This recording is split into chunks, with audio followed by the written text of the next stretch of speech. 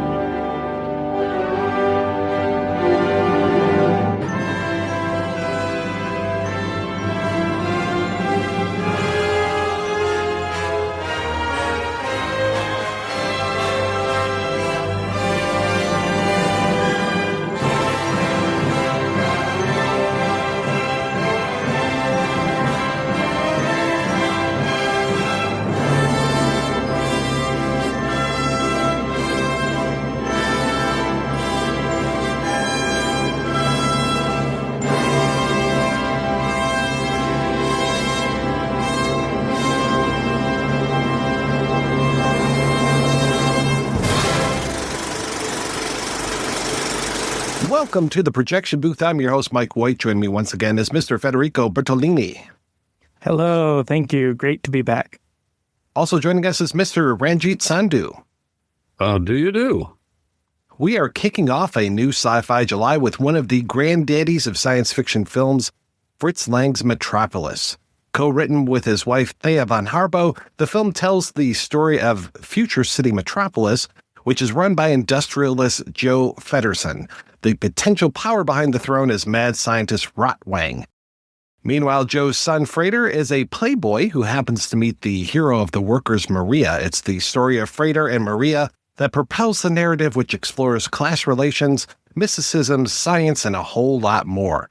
We are going to do our best to spoil this nearly century-old film, so if you haven't seen Metropolis, please do so now. You will not regret it.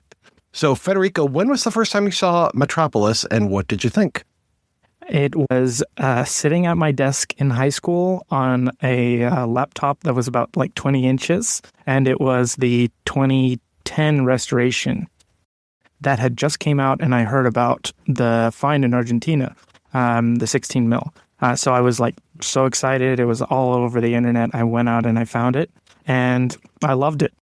It had such a pull in culture. It was just Metropolis was this thing, up here in the heavens that everything almost tried to, and people emulated and copied and stole off of endlessly. So it was nice to finally go back to the original and to see what all the fuss was about.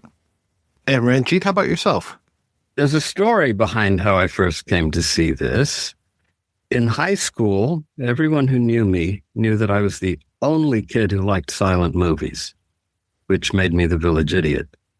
So, autumn of 1976, 11th grade, 3 kids burst into the classroom, beaming smiles, telling me excitedly about this great movie they're watching in their film history class, something called Metropolis, and it's silent, and it was wonderful. Metropolis? I've never heard of this movie, Metropolis, but I thought, what a role reversal. Other kids telling me about a silent movie? And a few months later, it was May 21st, 1977, Saturday night, 10 p.m., KNME Channel 5, Albuquerque. PBS Movie Theater that night showed Metropolis. And I decided, what the heck, I'm going to watch this. I'm curious now. I watched it, and from the moment it started, I was completely mesmerized. Couldn't take my eyes off the thing. And I didn't know why. As I watch this movie, and it is so ridiculous. so preposterous, so childish. It's like a really bad comic book that an 8-year-old boy would throw in the trash. Why am I hooked on this? Why can't I tear myself away from it? And then I started obsessing on it. 2 months later, it popped up at a local cinema, Don Pancho's, and I knew they would crop it in widescreen, and went there and they cropped it to widescreen. And I watched it, and this is not the movie I saw on PBS at all. It's totally different. Why am I seeing a different Metropolis here and a different one on PBS, and then both versions vanished? I've been able to get a bad copy of the PBS version. I have never been able to get another copy of the one I saw at Don Pancho's. And that's what drove me crazy. What is going on with this movie? And then I found out it was massacred almost from the time it was released. And you know that I get obsessed when I discover that a movie's been massacred. I want to know what it was originally like. I grew up watching the Radio Gaga music video. That was my exposure to Metropolis. Thank goodness for Queen and David Bowie between the two of them, because Radio Gaga gave me a lot of exposure to Metropolis, and Under Pressure gave me a ton of exposure to Nosferatu. So I saw Nosferatu in college, absolutely loved it, but never saw Metropolis projected on the big screen until I think it was the 2010 restoration, which oddly my mom wanted to go see. My mom and her husband, and then my wife and I, we went to a community college that we had, my mom had actually attended that years and years before, and we went there and they showed it on a pretty darn big screen. No live orchestral accompaniment, just the soundtrack that they had with the film, which is, I believe, the same version that now is on Kino Lorber. It's very, very similar, if not that exactly. I can't say that I'm in love with this film. It's very, very interesting, and I really appreciate the restoration. And I kind of like that the Argentinian footage or the other footage that they cut into this looks kind of shitty, because I can really tell the difference as to what is being added versus what was there before. And I know, to your point, Ranjit, there are so many versions of this movie, and it is just wild how many are out there. Even last night, I was trying to get a copy of it to play for myself, and I said, I'll just go out to Amazon and I'll buy the version that's out there. That's 2 hours long. That's not 2.5 hours long. I'm just like, oh my God, like I just spent $3 for nothing. Thanks a lot, Amazon. Why the hell do you have this 2-hour version? But regardless, I have watched it a ton this week in preparation for our discussion. Like you said, it's mesmerizing. It is very mesmerizing. There's a lot of interesting stuff here. Is it fully successful? I don't think so. Like you said, there's a lot of comic booky kind of stuff here. I'm not sure if it's saying what some people think that it's saying, but I'm very excited to kind of unpack this movie just because it is so influential. Listening to some of the commentary tracks, it's like maybe you want to stop talking about Blade Runner throughout the entire commentary track from Metropolis, maybe talk about the film Metropolis instead, but it's been a real delight digging into this, and especially digging into Fritz Lang. I mean, the guy is so fascinating, especially all the self-mythologizing that he does, and especially around this time of his career with the whole Goebbels and the escape from Germany and all those things. And it's like, all right, so yeah, I'm very excited to talk to you guys about this just because there's just so much to unpack. I'm so glad I'm not the only person. I thought I was going to be the only person on this recording that had mixed feelings about Metropolis, that you guys would be like the uber fans. But there's like a realistic point to take about Metropolis, that it's many, many things in one, and it has an allure. But like you said, Ranjit, it's like a comic book. There's so many things that just like the tonal shifts just up and down, up and down. You have like the most amazing sequences of incredible power next to the most like just strange kind of cringe stuff. And you wonder yourself, how did it end up like this? And sure enough, you go in the history and you find out why. I don't know if either of you has read Anne Drummond's master's thesis about Metropolis, which is online for free. And I read it just a few weeks ago, was blown away. I like people who are smarter than I am. Anne Drummond is probably 20 times smarter than I am. She knew the history of German politics and the German labor movement and its influence from the Bolshevik Revolution. She was able to unpack a lot of the meaning of the movie. In Germany in the 1920s, labor unions were not what we have now in the United States. And businesses were not what we have now in the United States. Businesses were brutal. And what we see in Metropolis with all these men working furiously on these synchronized gears that don't do anything and have no meaning, with steam coming up for no reason, that was about how workers were treated 10 hours a day, nonstop, no time to sneeze and blow your nose, catch a breath, nothing. It was relentless. It was Taylorism. Frederick Taylor in the United States tried to streamline business by doing scientific motion studies. How can you do the most amount of work with the fewest number of motions as quickly as possible? And a lot of business leaders took his ideas, and he had good ideas, but they applied them mercilessly.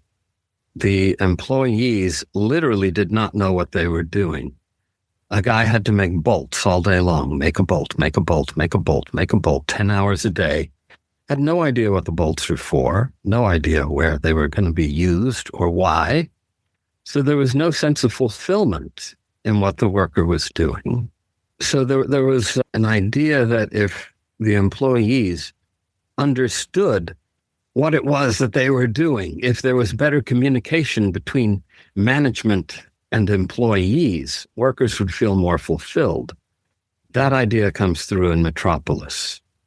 And that's specifically, explicitly, what Metropolis was dealing with. And labor unions at the time, as I say, were not like they are now. When they got angry, they got out their guns, they got out their bombs. There was blood in the streets. And some labor union activists, organizers realized that this is going nowhere. We have to reach an agreement with management. Some managers were saying that we have to stretch out our hands, make a deal with labor. One of those who said that was Paul Silverberg, who sat on the UFA board. UFA was the studio that produced Metropolis. He said that as Metropolis was being filmed. So this is a lot of the context of what the story was about. The head, hands, and heart. Communication, the mediator between management and employees. So the terms that sound very silly and babyish when we watch them now had a lot of resonance in 1926, 1927, and it was not babyish back then. So if you have not read Anne Drummond's master's thesis, please read Anne Drummond's master's thesis. I think so much of this film is about labor and the use of men as machines, and then there's the man machine itself. You know, we're talking about machines having hearts. You know, this is the heart machine, and you've got the head machine, and all these things. To have the laborers living below ground in this underground city where it's very, I mean, we'll talk about H.G. Wells, but they're very much the Morlocks of the city, and then you've got the LOI or whatever living above, and they're just living this carefree existence. You know, you've got the Sons Club, which is this whole thing of, it could be spelt either way with S-U-N or S-O-N, but you've got this whole idea of these sons that are just up there enjoying their lives and playing all of these games. You've got the fetishization of their bodies. And meanwhile, the rest of the workers are just, you know, faceless lumps most of the time with their shoulders hunched and those dark uniforms on. Cut to those sons up there playing their sports games, very Leni Riefenstahl with some of these icons and these statues and all these things. And they're being entertained, of course, by what I have to imagine are prostitutes that are just hanging around the Suns Club. They're living this carefree life, and meanwhile, the rest of the workers are just living in this underground dwelling and not really even being allowed to see the sun, apart from possibly when they do their shift change. And the courtesans in the Club of the Suns, the Eternal Gardens, that was, for me, the scariest part of the movie. They were not allowed to have personalities. Their personalities were prescribed by someone on high. They had to act a certain way, feel a certain way. That was very creepy for me. You're talking about the rich people at the top and the poor people at the bottom. That is such a wonderfully exaggerated way to distinguish upper class from lower class. They made it very literal. Well, it's almost like there's no middle class. Yeah, well, the middle class, you see, those are the little puppets on the sidewalk and the little puppet cars, and they're the ones who go to the Yoshiwara Club, and they have all the fun. So I guess that's the middle class. Though I would say the Yoshiwara, the way that they're dressed, it feels very much, you see a lot of tuxedos and a lot of, to me, it feels more like upper crust than even middle class with that. To have the guy who's in charge, like I know later on this year, I'm going to be talking about the film Megalopolis, which obviously takes a lot from Metropolis as well. But to have this whole thing of Joh Fredersen lording over everything in his central office where he's got televisions, he can see whatever he wants to see. He's got all of his agents. He's got Josephat. Does the Thin Man have a name, or is he just the Thin Man? Just the Thin Man, or Deshmala, Slim? Slim, yes. Not to be confused with the Dashiell Hammett story, The Thin Man, but would definitely... Oh, man, he's fantastic. I love Slim. I think that he is wonderful, and just the way that he creeps around and everything. He's got a great look to him. I think so many of these actors have great looks to them, and especially somebody like Joe, where we've got the very straight eyebrows and very little reaction to too much. He just seems disappointed almost all the time. But as far as the labor stuff goes, it doesn't feel like he's that much of the villain of the piece. Whereas me, as a more of the 99%, I'm just like, oh yeah, he's the guy in charge. He's the guy who I would want to see drawn and quartered by the end of the film. But instead, it's more about, let's mediate this stuff. We're looking for the mediator, and really becomes almost like a Messiah story where you've got, the son is going to be the mediator and he's the person, and we have to have him anointed by Maria. And of course, having Maria and her name being so close to Mary, and it just feels, well, it doesn't feel, there are so many biblical things going on in this movie that's just so many layers of stuff. And sometimes it feels kind of like a confusing mix of layers, but I do enjoy like trying to pull this thing apart and seeing all of the different stuff as far as like the 7 deadly sins, the Tower of Babel, just all of these biblical items that you have inside of here. And it's like, okay, well, how does that relate to what this overall story is? We wouldn't be talking about Metropolis 100 years later if it was like a perfect cinema object. If it said everything it wanted to say and it was like, A to B to C and all this kind of stuff. If it was like, sure enough, it was a masterpiece. Of course, everybody would call it a masterpiece, but it is a masterpiece. I mean, they still call it a masterpiece despite the problems that it has. And that aspect of Freder being the Messiah sent from on high, he starts the movie at the Club of the Suns, almost staring into the camera, looking at Maria. That's like the inciting incident. That's his view into the other world. He had no idea that his brothers toil in such misery. And he goes literally down to the office to meet his father. He goes to find Georgie, and then he goes even further, and it's so on the nose that you kind of roll your eyes, but then you're thinking, 1926, what is the audience that's getting this? I'm not saying that the German audience in 1927 isn't sophisticated, but he's casting a wide net so that everybody can get something out of it. But that aspect too, Freder being the mediator, it's like, how well can you trust, at the workers I don't want to skip to the end, but like, the workers have the right to be suspicious of the son of the guy that's literally oppressing them, telling them, no, I will mediate. between labor and capital for you. And I mean, Mike, I have the same idea of you. I just like violence against the working, the oppressor class. You know, the owners have to go to the wall, all that kind of stuff. So Fredersen is like not my kind of person. And at the end, I'm with you. I want him on the funeral pyre. And they say as much. They say as much. They literally surround them and they say, look, that's the guy that's responsible for our suffering. Kill him. But of course, that third way of like trying to find a balance between the left wing and basically the fascism, the quasi-fascism. I don't want to say the film is fascist, but what it presents is strong, ultimate state control over people's lives, trying to find that middle way. That's the aspect that is the most controversial, the thing we can talk about the most, that people will argue about the most, but it's the thing that, unfortunately, is kind of like the undoing of it in some respects.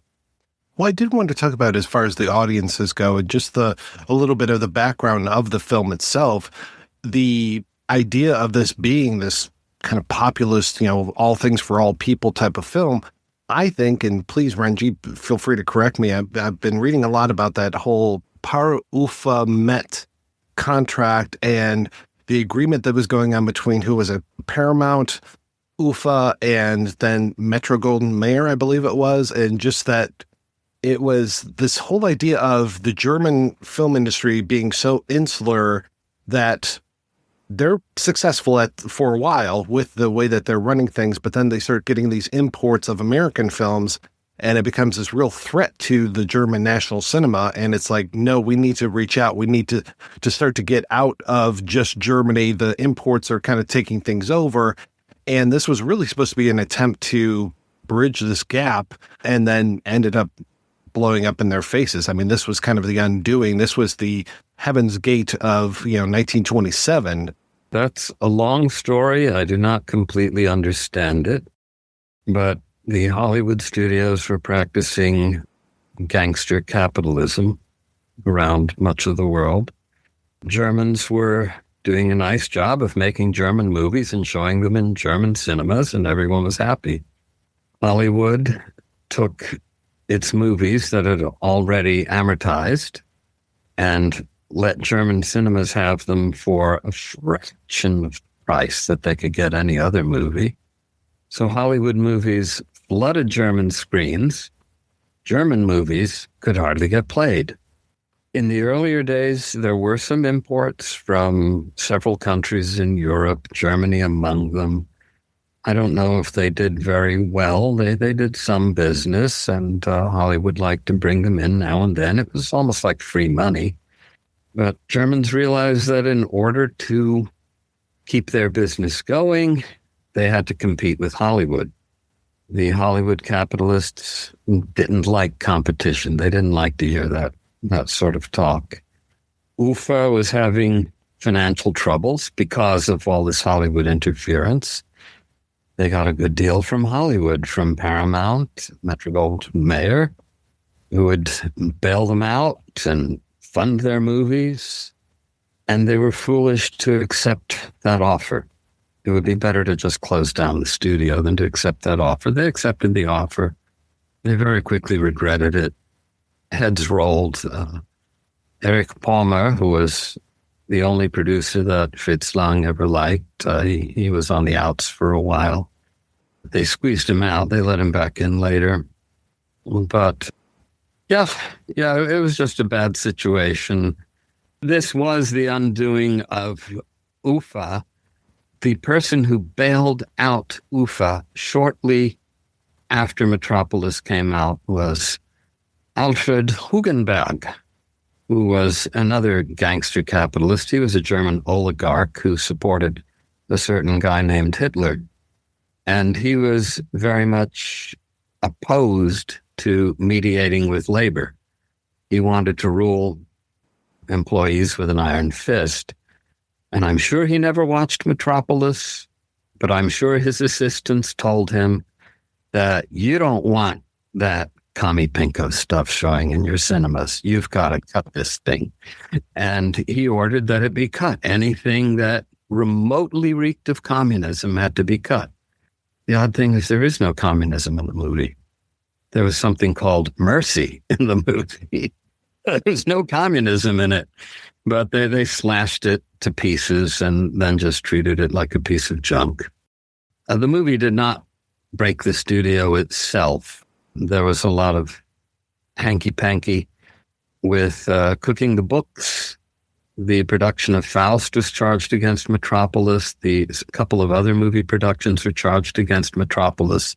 And studio overhead was charged against Metropolis. Metropolis only cost about $200,000. And that money all came from Paramount. It didn't even come from UFA. But when they cooked the books, they made it look like Metropolis bankrupted the studio, which is not true at all. It's a useful thing to take the fall. Economic protectionism and basically, like you said, gangsterism in Europe reminds me so much of Hitchcock when he struggled to get his movies made in England and they had trouble exporting them to the United States. Like the United States wanted their movies in England. They wanted to basically destroy the market, but they didn't want to have to import. They didn't want like a tit-for-tat reciprocal relation. The other one, too, that brings up, too, is the CanCon laws in Canada. I think, was it 70s, 80s, 90s, where they had like the economic stipulation that a certain percentage television had to be Canadian produced in Canadian. And we're kind of living through a resurgence of that economic protectionism. And, I thought I'd never live to see a day that liberalism died at the chopping block. But so here we are. I think that the rumors were, or the historical view of Metropolis is that, yes, it bankrupted the studio.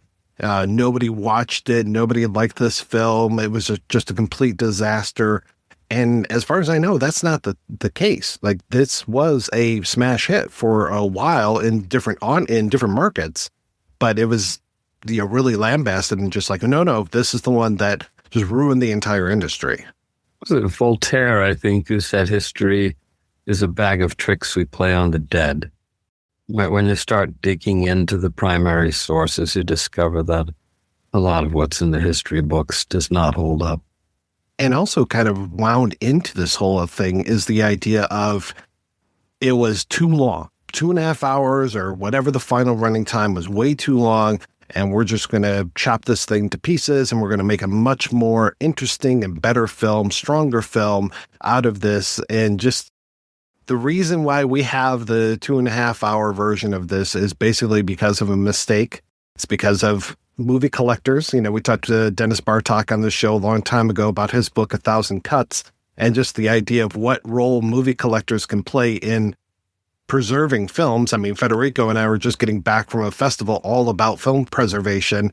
It's so important that we have these collectors out there, really, who have these unique versions of these films so that they're able to actually bring them back together. I mean, that's why we have this 2.5 hour version. It's still missing pieces. There are definitely intertitles in here that explain, well, this is when, Freder breaks Maria out of Rotwang's prison and like, all right, great. I would love to see those things, but for now, we're not going to. But someday we might. And that's the thing, is that over the years, we have seen smaller renovations, restorations of this film throughout. I can't even reckon. I mean, Ranjit, you're talking about 2 versions that you saw within a matter of weeks that were different.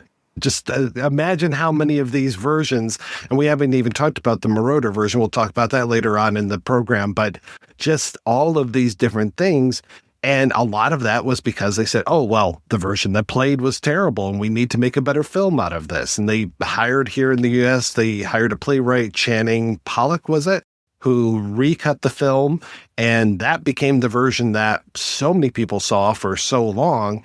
Though now, Federico was asking me for a copy of it, and I'm like, I can't find it. I can't find that particular cut of it, which is kind of good that we're moving past this, but those historical documents should really exist as well. It's kind of like the whole original kind of Star Wars things. It's like, I want that to exist. I don't care if George Lucas wants us to see this whatever version, because he's made several different versions of films as well. I want that original document to exist. So I want the original document of Metropolis to exist. I also want all of those different cuts that have come about over the years. Like, give me that Blade Runner box where you had the 5 different versions of it. And since then, fan editors have done their own versions of these things. Like, I want that stuff preserved as much as I want the original version that was shown in 1927 to still be around. I wanted to thank you, Ranjit, personally over the air, that you actually sent me a copy of. It's on YouTube. Unfortunately, it's at like 16 frames per second, and it's in terrible quality, but it is the New Zealand copy, correct? Right? The Australian version that is similar to the American, but is not the same, which is just absurd, that you really can't get the exact copy. Like I said when I talked about the first time that I saw it in the quote-unquote full restored version. And like you, Mike, I'm hoping, and I know somewhere, there's the footage. I just know that someday Metropolis will be as near complete as it can get. But I always wanted to see the American version, because I'm one of those people that always loves to watch like different cultures make the same. And the thing that I remember about Metropolis, hearing about it, was that it was 3 hours long. People said like, oh, it was 3 hours long. It bombed at the cinemas. Just like you said, they fell for the trap. And sure enough, I looked into it and I found out that, of course, they would play it at a different speed. And so it would take longer, it would last longer. But when I first watched it, I was completely captivated. Like, just, it got into your mind. And I didn't think about the length. I tend to not think about like movie lengths. It's just like, once you're in the movie, you're in the movie. That's it, done. But for 2 hours, 25 minutes now, and then the original release was 153 minutes. That's like Prisoners by Move, it's a bunch of films like Dark Knight, just these movies that everybody loves, but they don't want to say like, oh, it's too long. I think the problem too is that it's silent and all that kind of stuff, oh, it's hokey, it's old, I don't want to deal with it. But 2.5 hours long, it moves like nothing. Even if the guy at the time in Germany made that joke in the newspaper about how like it's like an hour in and then it cuts and it says the end of the overture or the prologue, and you're just like, it's almost like a comic thing of just like, what? And then you have the intermezzo. Oh gosh, no, it moves like nothing else. The other thing that doesn't help is the acting. I really like a lot of the acting that happens in here. I really like Maria. I think that she does a wonderful job. But the guy that plays Frater, just something about him. And I don't know if it's the character or if it's the actor that I just kind of chafe with. And like everybody else, I love every single moment that Rotwang is on screen. I love when Josaphat is on screen. I've already talked about the Thin Man and just how much I enjoy his character. Even, Grot, the guardian of the heart machine. It's like, yeah, these guys are great. But then when it comes to Frater, I don't know if it's that Luke Skywalker going to Tashi Station to pick up some power converters kind of thing or what it is. But it's just like, get this guy off the screen. He sucks. I just don't like. I do like him. That was not the actor's fault. I think that was Fritz's direction. He wanted this juvenile to be in the lead. So he got a juvenile, and Gustav Schlöle played it like a juvenile. If Fritz didn't want that, he wouldn't have done that. In McGilligan's biography of Lang, which is excellent, I love that we're talking about a movie that was covered by McGilligan, because like reading his work is just so easy, it just like flows like nothing else. But it talks about Gustav Schlöle, and it says that it was von Harbou who actually decided that if somebody else was in the role, and that she actually picked him out of a lineup, and she picked him for his good looks, youthful earnest. But I'm with you, Mike. There is something to be said about those silent actors who they cast to the back row. It's almost like they come from theater and they're not adapted well to that kind of act. And I think he is the weak link. And if you can get over him, and if you can take him as kind of like a naive child, like Ranjit was saying, it's passable. I mean, the cast is so, it's just one actor out of however many. He's a speed bump. You just get over him. It is interesting, too, that he's the one that has visions. You mentioned Villeneuve earlier, and it's almost, like Dune is a great Messiah story. And this is very much a Messiah story. And people forget that Paul Atreides was, 16 in the story? I mean, this feels like, even though he looks older than 16, he feels like a 16-year-old. He feels like a younger character. And he is the one that has these visions. He sees the machine as Moloch, this demon who's just, eating all of the workers and just, feeding upon the bodies of slaves. Later on, he it's almost as if he sees Maria when she's in the club doing her dance, but there's some great cross-cutting that's going on there. And also, I want to say that he's the one that sees the 7 deadly sins come to life. And so it's like he's the one that can see what's behind the veil. Like, I think that, of course, these things are symbolic, but I want to say that he is seeing the world for more of what it is than what the rest of everyone in the cast is seeing, what the rest of Metropolis sees. They see a machine, whereas he sees a demon. And he sees what's really going on with these things, even if it's more metaphorical terms. All right, let's go ahead and take a break, and we'll be back after these brief messages. 007, The Sixth Sense, Sweet 16, 9 Songs, 7 Brides for 7 Brothers, 12 Angry Men. In the versatile world of cinema, numbers are everywhere, and on the Film by Numbers podcast, we explore just about any aspect from the movie world. From film history to filmmaking to specific movements and directors, and much more besides, each topic on Film by Numbers is dictated by the number of the episode. Brought to you by Outward Film Network and hosted by me, Phil Slatter, and filmmaker David Woods, we will take you on a journey across the vast landscape of film, with interviews with award-winning filmmakers and academics, and featuring discussion, debate and recommendations. Available on all the main podcast providers. If you love film, join us at Film by Numbers. All right, we are back, and we are continuing our talk about Metropolis. Freda is in the Eternal Garden with this programmed courtesan, and then suddenly, as though the subconscious is rising to consciousness, the door opens and there's reality. It's Maria with these pauper children. As soon as she comes out, she locks eyes with him, as though she knew he was going to be standing right there, and she knew she had to make contact with him somehow. The guards shove them all back through the door, and they disappear. Freda chases them, obviously down, because they work below the surface of the earth. So he's down below the surface of the earth in this bizarre factory with machines that are just fantastical gadgets that have no relation to anything in reality. He has that vision of the Moloch machine. He runs out of the frame, down the stairs to a limousine that's waiting for him. How did that limousine know to be waiting for him right there? And then we see the puppet limousine leave, and it's driving down a ramp from something like the 25th story of a skyscraper. Where was he? Was he under the ground? Or was he at the 25th story of a skyscraper? And that's when I get the impression that this is Fritz and the other people making the movie telling us, calm down. This is dream imagery. Don't worry too much. We're playing games. Just go with us. What's your opinion of that?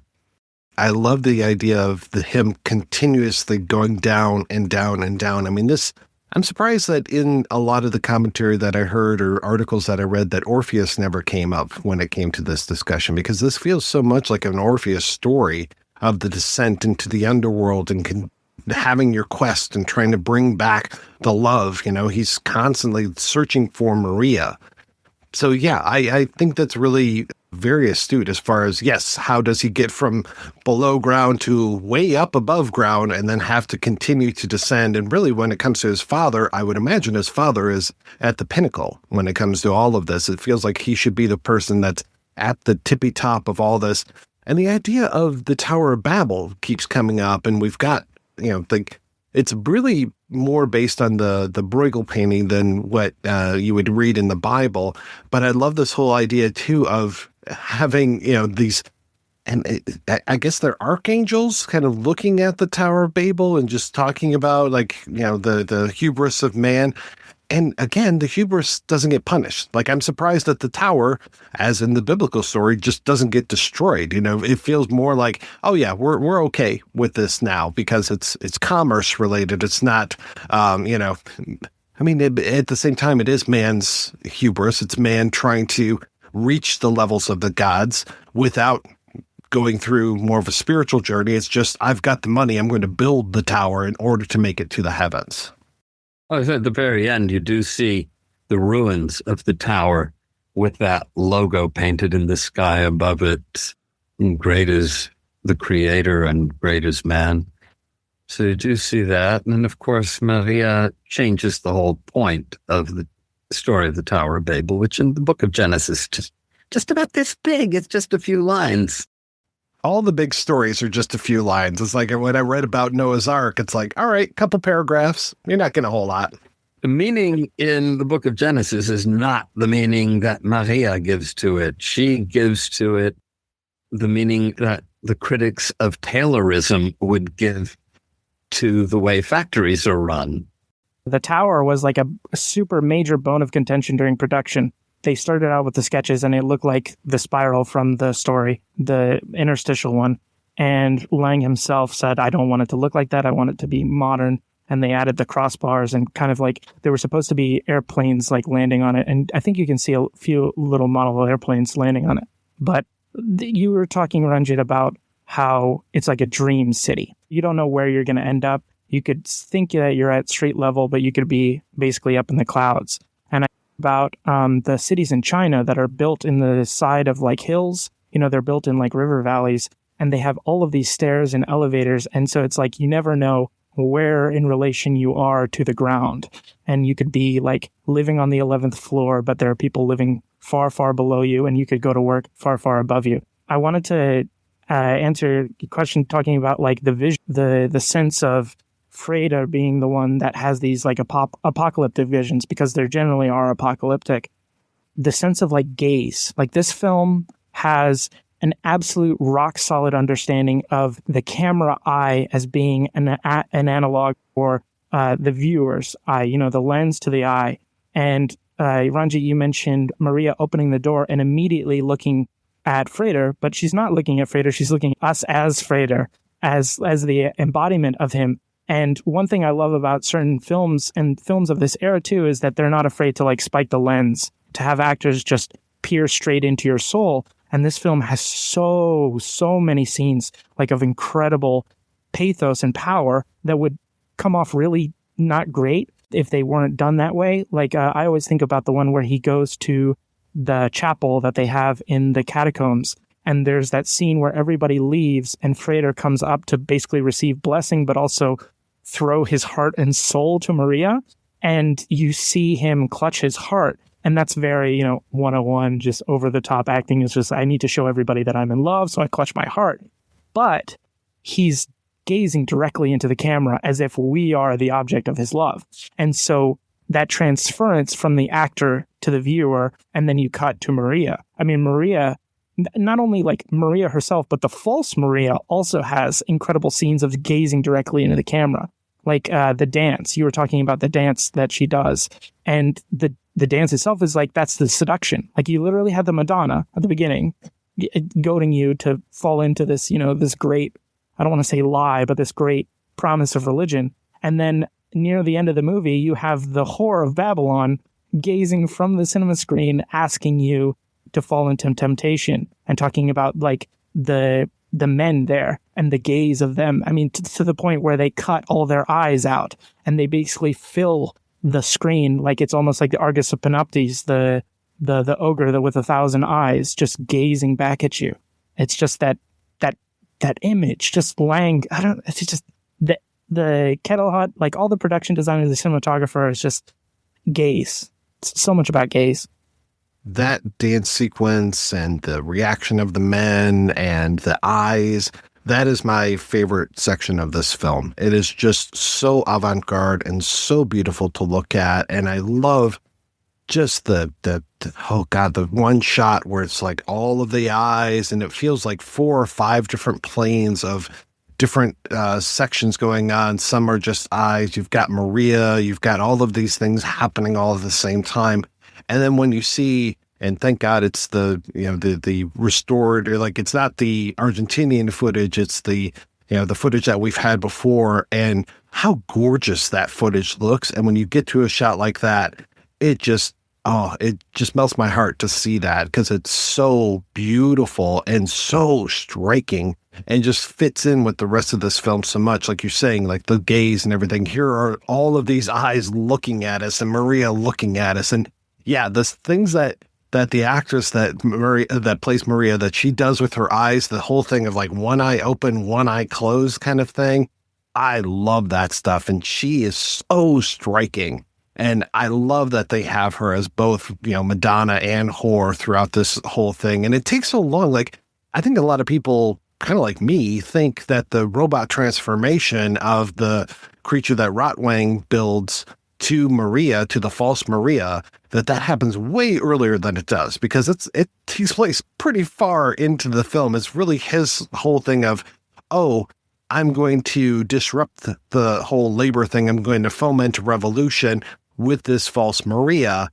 And the whole thing that he does is like, well, if you can't buy her as Maria, buy her as a person, this whole thing is over with. But we should probably talk a little bit about the whole rivalry between Rotwang and Joh, and especially all of the stuff that goes on with the mother, with Hel, because the whole thing with Hel, there are mentions, of the wife, but her name being, I guess, too offensive for America. I just can't buy that Hel was too offensive for Americans in 1927, but maybe it was. Maybe we were way too prudish with that, but come on, guys. It's a Norse goddess's name. It means light. It's not literal hell. There's no double hockey stick on there. It's just one hockey stick. Yeah, no. Audiences of the time are perfectly okay with things like that. Right. I mean, this is pre-code. If they were worried about it, all they had to do is put a little parenthetical, Hel was a Norse goddess of the city of the dead. And incidentally, the catacomb where Maria preaches, did you notice that Josaphat refers to that as the city of the dead? That makes a little bit of a parallel there between Hel and Maria. So they're sort of doppelgangers. What I found odd is rivalry between Rotwang and Joh for Hel. You do know that Thea von Harbou was previously married to the actor who played Rotwang and then married Fritz Lang. So she was married to Fritz Lang when they were making this movie, but they were apparently still good friends, I guess, with her first husband. And Fritz loved to cast him, and he was wonderful. And in this movie, Rotwang is just another version of Dr. Mabuse, which they had done a few years earlier, if you remember Dr. Mabuse. It's one of my favorites. But the rivalry there, that seemed to be a joke about what had happened in their personal lives. McGilligan says that they were married for 10 years, they were married for 1 year, and then they waited to get divorced for 9. It was a partnership, a creative partnership, and there was no real love in it. In some sense, that Lang was, he had the wandering eye, constantly looking for new ingenue, somebody, more precious, more pure for his taste. But Mike, you keep mentioning the woman who plays Maria, but I think we got to talk Brigitte Helm. This film would not work without her performance, and this is her first on-screen role, and she hated acting.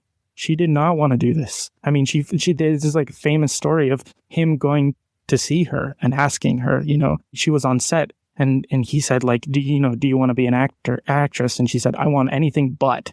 And her mother was apoplectic because her mother was the standard stage mother pushing her daughter into it. But not only is this her first role, not only is she incredible as Maria, but she's playing 5 separate roles. She's the machine man, the creative man, the 7 Deadly Sins. I don't know how she played 7 Deadly Sins, but she played Death too, and she plays the false Maria. That's a tall order for anybody, let alone somebody who was still growing at the time, hence the costume biting into her and her having to be there for hours and hours and hours. I mean, this is just a tour de force performance from her. And you mentioned the eye thing, closing one eye to show that she's a false Maria, that she's a temptress, and her makeup. the makeup and design of her is just incredible too. At the very end, you see her in the worker city and she's saving children. I don't know how asexual, like how motherly you can get besides literally saving children from drowning. And they're wearing the same costume, and her costume is straight laced and tight, and it's like a bodice. You cut to the false Maria. False Maria has bags under her eyes, disheveled hair, and the same costume, but it's like undone. So you're seeing more and more and more of her body, more and more of her cleavage. And it's just, production design. It's just tiny little things. And Brigitte Helm, I mean, despite her not liking acting, which I don't blame her at all, she did an incredible job. Well, and the whole idea, too, of doubling and having the two Marias, but then, like you said, all of the different parts that she's playing. And then you get even the very obvious doubling, but the whole idea of Georgie, the worker that exchanges places with Frater, and the whole idea of them switching their hats and uniforms, and losing the jodhpurs that Frater wears throughout so much of this. And I really like that. And I like, too, that the number, Georgie has a number that he's 11811. So you've got that nice palindromic number, and you've got all the doubles from one side to the other with that as well. I think that's great that they're doing these things. And you've got like kind of the like Slim versus Josephat, Joe versus Rotwang. Like all the characters seem to have their other person other than just mentioned Georgie taking the place. But really, we know that Frater is the one, like Neo, right? He's the one when it comes to this stuff. And I love the machine that he's running, that this whole idea of this big, it looks like a clock face with 3 hands and just moving the hands around, and the lights will light up and he keeps moving his arms around. Poor Georgie is there just wiping his head off because it's such labor intensive stuff. And it's like you said earlier, Ranjit, it's like, what the hell does this machine do? We have no freaking idea. And that became like a real stumbling block for somebody like an H.G. Wells, where he's like, well, they don't explain what these machines do. And it's like, do they need to? Do we need to have an explanation as to like what's being produced? I mean, it's basically they're producing MacGuffins. There's nothing to this. It's just, this is the point of it is the labor. It's not what they produce. The labor is the production. It is just all about that, and having that ridiculous machine. And, like I said earlier, when I was growing up and watching the Radio Gaga video and having Freddie Mercury there, moving the arms around and stuff, I'm just like, what the hell is he doing? What is happening here? I have no idea. As a little kid, I was like, all right, that's kind of cool, I guess. But then seeing it in context of this film, it's like, oh, wow, this is wild. I like that. It's this very Brazil world. This would so much influence Brazil, where it's like, we don't know really what we're working at. We just have to work to work. It looks sort of like a clock with 3 hands. Did you notice at the beginning that one of the very first things we see is a clock? It's a 10-hour clock. And above it is a 24-hour clock. So in those days in Germany, people had 10-hour shifts. But apparently in the movie, 10 hours is the equivalent of our 12 hours. They expanded the hours. It's a 20-hour day. Federico, you mentioned China and the idea of like building into nature and everything. And when I saw that 10-hour and 24-hour clock, I kept thinking of how they treat time in China. These days, right now, there are no time zones in China. China is one time zone. So it's really crazy when you think about the people that are all the way to the East Coast of this, because China's, about as big as America, if not bigger. I mean, talking about continental United States, all the way on one side of it, it's 7 a.m. All the way on the other side of it, it's 7 a.m. The sun could rise around 5 or 10. It doesn't really, that was one of the things when the communists came in. They're just like, yep, no, we control time. That is one of the things that we do. They're making the trains run on time was very easy since it's one big time zone. And yeah, I just found that very fascinating, that controlling time is one of those rights that a fascistic government is going to impose, that we are the ones that tell you how long a day is and how long a shift is. Like you were saying, Ranjit, the expansion of the 10 into 12 hours. Because that's just the way that things work. Sorry. The tyranny, too, of time being your master. I think about like the development of why time came around, like timekeeping devices was for monks so that they can know when their prayers were. And so it started with religion and then it moved into the workplace. And you think about, it's like, okay, if you're a peasant in the, 1000s, all this kind of stuff, you got up with the sun, you worked, you broke in the middle of the day, you worked, and then you went home and you slept. Or sometimes you woke up in the middle of the night and you did a little bit of work and then you went back to sleep. And it's that primordial aspect of time is the only thing that we have. And so if a state can control it, like you bring up Brazil, but obviously the other big thing is 1984 with coming into your thoughts. It's like your time, your thoughts, just the things that are so absolutely personal. You just can't deal with it. And Ranjit, to you, I never thought that they stretched 10 to 12. I always thought it was an evocation of the decimalization of time from, it was after the French Revolution. They tried to do the Republican time, and it was like a terrible, terrible thing. Nobody liked it because everybody was so used to the 12 hours, that stuff. I thought of it as an evocation of that.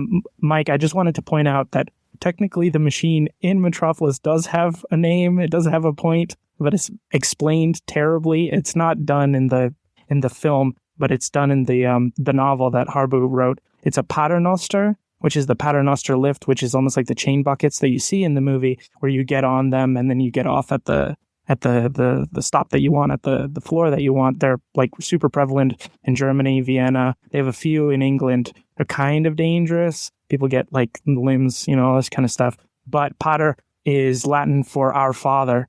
And there's this whole religious aspect to it. And it's in the novel by Harbou of just like a paternoster to the machine and those the blades essentially. And that Christ imagery when Freder is basically crucified on his own machine and he calls out for his own Father. I mean, it's so on the it's like one of the last things Jesus says is like, my God, why have you forsaken me? It's right there in the movie. Right there for you. The Paternoster, I need to go back and try to re-listen to the commentary that's on the Masters of Cinema disc because it's, I don't know what the hell was going on with that. I like David Kalat. I like, Kalat. I like Jonathan Rosenbaum. Of course, I like him a lot. He's been on the show before. But that commentary is recorded so poorly or presented so poorly. I hear the music so much louder than I hear the voices. And I'm just like, what the hell, guys? And it sounds almost like Kalat's like 3 feet away from the microphone and Rosenbaum's across the room. And I'm just like, what are you guys doing? What the hell? But I swear at one point they're talking about the Paternoster and Kalat's like, oh yeah, that thing's impossible. Like it doesn't exist or something. Like it's a science fiction invention. I'm like, yeah, I've seen that in so many movies now. Like this is a real thing, guys. I love this elevator. Yes, which is also, it's great, but it's also another instance of something that's very old-fashioned. And also physically implausible. There's no way you could actually build such a thing and have it work in a real building. That is not science fiction. That's a genuine article. And yeah, we don't seem to use those here in the States. I've never actually seen one in real life, but I've seen it in plenty of movies and almost all German movies. And I was just baffled by that take on it, that it wasn't even a real thing. But yeah, I love that take of our Father and just the whole father imagery that goes through this whole thing. Going back to the whole Rotwang versus Joh thing, the one thing that I found very surprising is that there's no real resolution of their relationship in this, as opposed to the book that actually has more of a resolution. And I wanted to say, what was it? That it was it Joe's mother that had a letter from hell and gives it to him at the end of it, and it basically is a letter from hell saying like, I've always loved you, I really never liked Rotwang, your whole thing of me falling in love with him, it was a complete lie, like no, I've always been your woman kind of thing. And Joe's mother refused to give it to him until he had a change of heart. And so I guess like the worker revolution is what caused that change. So I'm like, okay, but that's not really found in this. There's not real resolution between those two characters. And it was a nice ending to the book. Very brilliant, because all the way as you're reading the book, you think this is a story of Freder and Maria. And then right at the end, you discover, no, it wasn't their story. It was the story of Joh all along. It was beautiful, but how do you film that? So they never filmed an ending for the movie. They just stopped it, which is rather unfortunate. But after I saw the movie about 50 times, I realized why they had stopped it there. And then I just put my face in my hands and I thought, oh, guys, no, that was the wrong idea. Before I forget, I should mention that the Paternoster lift in Germany is actually named after rosary beads that go into a chain, that when you pray, you spin them. And so it looks like that. And so they named the chain lift after it. But now it's just something else. Yeah, very few of them left. I'd love to ride one someday, but I don't travel anymore because my cat told me not to. So I'll never see a Paternoster lift. Got to listen to that cat. I dislike this idea. We're talking about all of these things that have kind of glommed onto Metropolis over the years. And I'm sure, Ranjit, it must drive you crazy because I know you're very particular when it comes to facts and figures and all these things, 17 frames a second versus 16 frames kind of thing. And you hear all of these stories that just get attributed to Metropolis where it's like, oh yeah, Fritz Lang went to New York City and saw the lights and that's what's inspired him for Metropolis. And it's like, well, actually, there was a treatment that he wrote all these years ago, or a script that he wrote that was very much like Metropolis. And don't forget that Thea von Harbou was working on this book and the script. And it feels very 2001: A Space Odyssey as far as the idea of when was the script versus the book, and was the script being written at the same time as the book. And I don't know if anybody's really pulled that thing apart to say, like, this is what happened when kind of thing, but it wasn't a trip to New York City that made Metropolis happen. I mean, the trip to New York City was, 24 or 26? And it's like, yeah, this was already in production. So, like, calm your jets kind of thing. The other thing that I really hate is this idea, and I think this maybe came from our dear friend Louis Buñuel, where it's like, all the good things in the movie are Fritz Lang. All the bad things in the movie are Thea von Harbou. And she was this, horrible, cheesy person that just added all this schlock to it. It's like, no, she came up with a lot of these ideas on her own, or they worked together as a team. It wasn't just, and it feels to me very misogynistic as far as like, oh yeah, the woman comes up with all the bad ideas, the guy comes up with all the great ideas, and it's as simple as that. And it's like, no, there's a little bit more shading to the story. Yeah, and even Fritz stood up for and defended Thea von Harbou for all the rest of his days. He was apparently still fond of her even after he divorced her. Even after she became a Nazi. Yeah, but she wasn't shoving people into ovens. Unlike that imagery of Moloch, which just seemed to really presage what was going to happen in Germany in a few years. I feel like you guys are bearing the lead here with Thea von Harbou. I feel like that's a super important part of the story, and the thing that I always love to bring up about Metropolis was like, I don't want to be that guy, it's like, did you know that it was written by a Nazi? All this kind of stuff, because that's coming afterwards. That's the crisis during the war. But the aspect of him leaving Germany and leaving his wife behind, quasi-wife, all this stuff. It's that shock of, oh, I didn't know that, but it kind of explains some aspects of the story. I don't want to say that I fell for it hook, line, and sinker, but I did believe for the longest time that Harbou was the one that inserted all of the, I don't want to say fascist imagery, but the quasi-fascist imagery, the Riefenstahl stuff you were mentioning at the beginning, kind of like trying to find a way to meld the two, because I think it's an idiotic prospect to try and bridge fascism and socialism. Like, you make basically a demon baby in the middle. There's no way you're gonna square that circle. But Harbou, being a member of the Nazi Party, living through the war, staying there, and then being blacklisted, and then struggling to get work after the war and dying it's tragic. But like Ron said, I mean, he was in an interview with Bogdanovich, I think he mentioned that he was 50% responsible for everything wrong with Metropolis. He did defend her even after he was no longer. Say what you will about Long, like his imperious ways on set, all this kind of stuff, but he had his moments.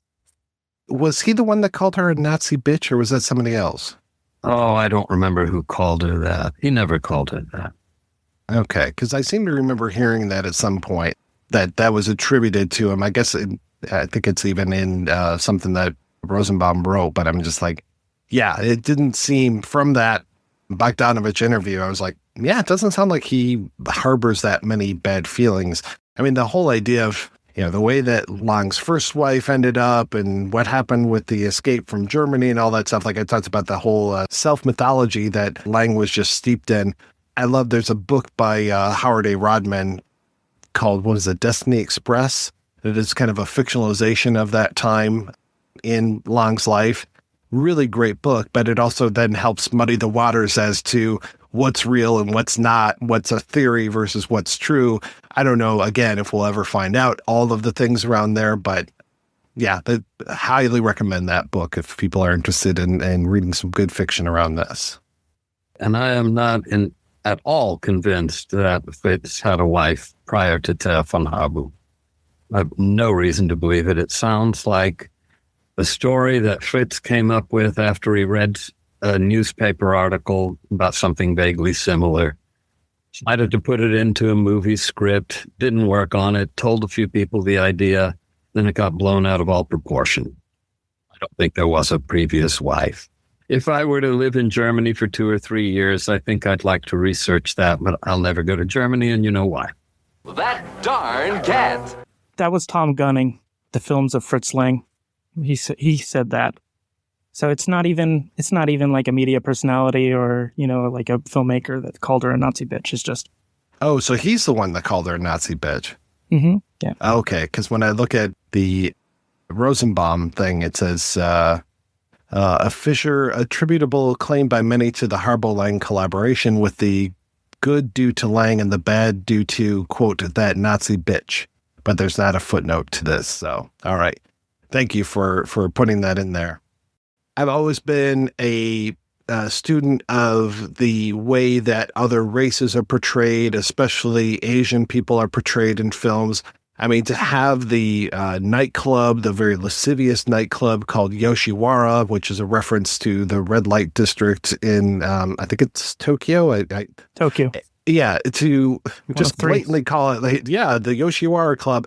And then one of those deleted images that we have from the Argentinian cut is 3 faces that are kind of overlaid, cross-dissolved kind of thing of there's a black person, a woman's face in the middle, and then an Asian face on the other side. And I'm not sure if they are, the woman in the middle is definitely a woman, but I don't know if the Asian person or the black person are men or women. I don't know if they're female impersonators at the time or not, but I find that othering and the whole idea of Yoshiwara being this den of iniquity to be fascinating. I always appreciate seeing, like I was shown Broken Blossoms in a women in film class years ago. And it's like, oh, the way that Griffith would all the bad things we're going to put onto the Asian people, we gotta, we're okay. Us white people are okay, but all the bad things come from the Asian. You see that even in like The Big Sleep with Geiger's den and the Asian imagery, having the camera behind the Buddha head statue, all of that stuff. So to see that here again, and then to see the way that black bodies are used just as ornamentation, like when Maria does her big dance, and that she's lifted up onto this dais, and what's holding the dais are all these black men with it literally on their back. I just like, wow, that's such powerful imagery. And it's that introduction of Yoshiwara, which really takes us more into, and it's just kind of some imagery that's happening when Georgie is in the back of that limousine. And it's almost like, again, he's picturing what's going on there because a leaflet ends up in the car. But it's very shortly after that imagery that we get to Rotwang and really start to see more of him. And we get to see more of like the hell statue and things. And again, Rotwang just being this fascinating character. And I love this whole idea of him. I don't know what happened when Frater was born, but that hell died in childbirth, it sounds like, but then also something to do with hell is why Rotwang only has the one hand. When he was making the robot, apparently burned his burned his forearm. And in the book, he says that was because of a mixture of ATL oil, or I can't remember the name of it, but I thought, what is that? And I looked it up, and there was nothing in the dictionary, nothing on Google, so maybe she just made that up. But mixing that oil with quicksilver, which is mercury. So that's explained there. In the movie, they just lied over it. Wasn't it worth losing my arm to recreate hell? Yeah, he's essentially an alchemist, sorcerer, a wizard, not a scientist.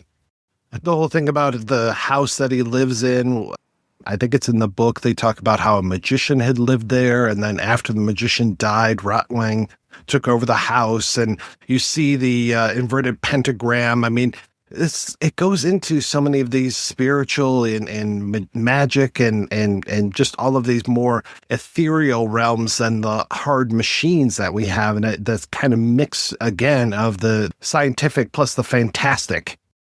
Even when in the intro, like you had a note, Ranjit, where you're like, I don't really consider this a science fiction film. I consider it a science fiction film just because there's a freaking robot in it, but there are so many things around magic and stuff. And like, how would Rotwang's hand even work? It feels like it shouldn't even be there. But again, I see this being such an influence. Of course, Maria is so an influence on C-3PO. You see those Ralph McQuarrie drawings, and you're just like, oh yeah, totally, this is Maria. And then you see, the fake hand and stuff, and you're just like, okay, yeah, that's Luke Skywalker. I mean, the hands are always in danger in Star Wars films. I mean, it's even like Return of the Jedi, we're going to talk about later on this month. And it's when Luke chops off his own father's hand, which I always see as being kind of a more of a castration type of thing. I mean, for me, like the whole chopping off of Luke's hand is so like he chops off his son's dick, basically. And the whole idea of like Rotwang having this mechanical hand, it's so to me like, yes, he's not a full human being anymore. He's missing something super vital from him. And that, to me, the hand really influences what happens inside of Star Wars. But just as a real quick aside, I love the idea of Rotwang and the performance of Rotwang so influencing Nick Cage in Moonstruck. Yes. Oh. Cage himself was like, yes, like when he holds up his hand and he does, I lost my hand! I lost my bride! Johnny has his hand! Johnny has his bride! You want me to take my heartbreak, put it away and forget? He was pulling directly from Metropolis. So I'm like, that's brilliant, Nick Cage. Thank you so much. I lost my hand. I lost my bride. I love that. I had no idea. That's so interesting. I mean, Cage is a he researches. I mean, that's the funny thing. I mean, we're getting sidetracked, but that's the funny thing is everybody thinks he's like, this surface level, he's whatever. No, he's a Coppola. Like he has the artistic background. He has the teaching, all that kind of stuff. And you guys are talking about, I mean, can we just talk about him in general? It's just Rogue, the actor is just electric. Just like the scene of him during the transformation. Like there are things that you have to put into a movie. You have to have shot to shot. You have to have conversations, and then you have to have exposition. You do it some way. There's a scene in this where it's his scientific laboratory, and it's all the bubbling stuff, and you're thinking to yourself, well, this is before Frankenstein. This is before a lot of things that would go on to be influenced by this, and it's just him palling around, pressing dials and knobs. But the way that he walks, the way that he moves, the artificiality of every part of him. It's not just the hand. It's like his piercing gaze, the eyes. Like even when he's at the nightclub and he just points to the curtain of the false Maria about to open, and his relationship to Joh Fredersen. Joh Fredersen is literally the god of this world. At the beginning, when we're in the office with him and the numbers are coming down and he's holding forth with all of his minions, one of them messes up. Done. Out. He loses his job because he's, so perfect. He's the master of Metropolis. They even rename him John Masterson in the American release, which is just, a thing besides. But Rotwang is the only one that can stand up to him. And I think that most importantly, the interesting thing about that is in the novel, they talk about how Rotwang invented Metropolis. He gave him the technology necessary to build it. That Joh Fredersen is not, the luminary, all-encompassing genius. He did need Rotwang. And it's this melding between science and, one needs the other to survive and to exist. And that battle over hell. I don't know how you watch this movie without hell. I don't know how you watch this movie without Yoshiwara. I have to say, I watched the 2010 restored version, so I only have that to go on, but they're fundamental aspects to the story is the battle over a dead woman and Rotwang resenting Freder for taking both of them. They resent Freder, the son, and that it's incestuous. It really is incestuous. And I just wanted to bring up too that aspect, the Jungian aspects too, of the top, middle, and below, where you have Joh Fredersen is the superego. He's all the way at the top. He's asexual. He's almost celibate. He has no time for that. He only has time for work. Then you have Freder as the ego, who's flitting in between, all this kind of stuff. And then you have Maria, who technically, I suppose in her vaunted, various Mother Mary way is also superego, but she's in the depths. And she just has that aspect of pure id when she turns into the false Maria and she does the dance. Well, I think that's also brought up by the levels of the city, the superego above and the layer where the workers live is probably pure id. And somewhere in the middle, we've got the ego to balance those things out. But to have those layers, whenever I see things happening in an attic or things happening in a basement in a horror film, I'm just okay.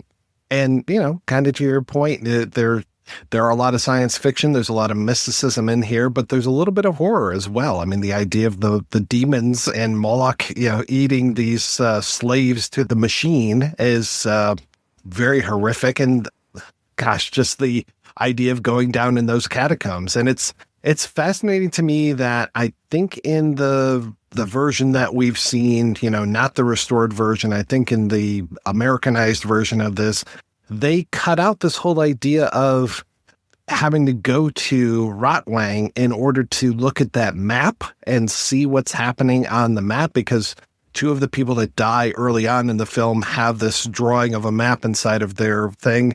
And then when Freder is wearing the uniform of Georgie, he finds the exact same map as well.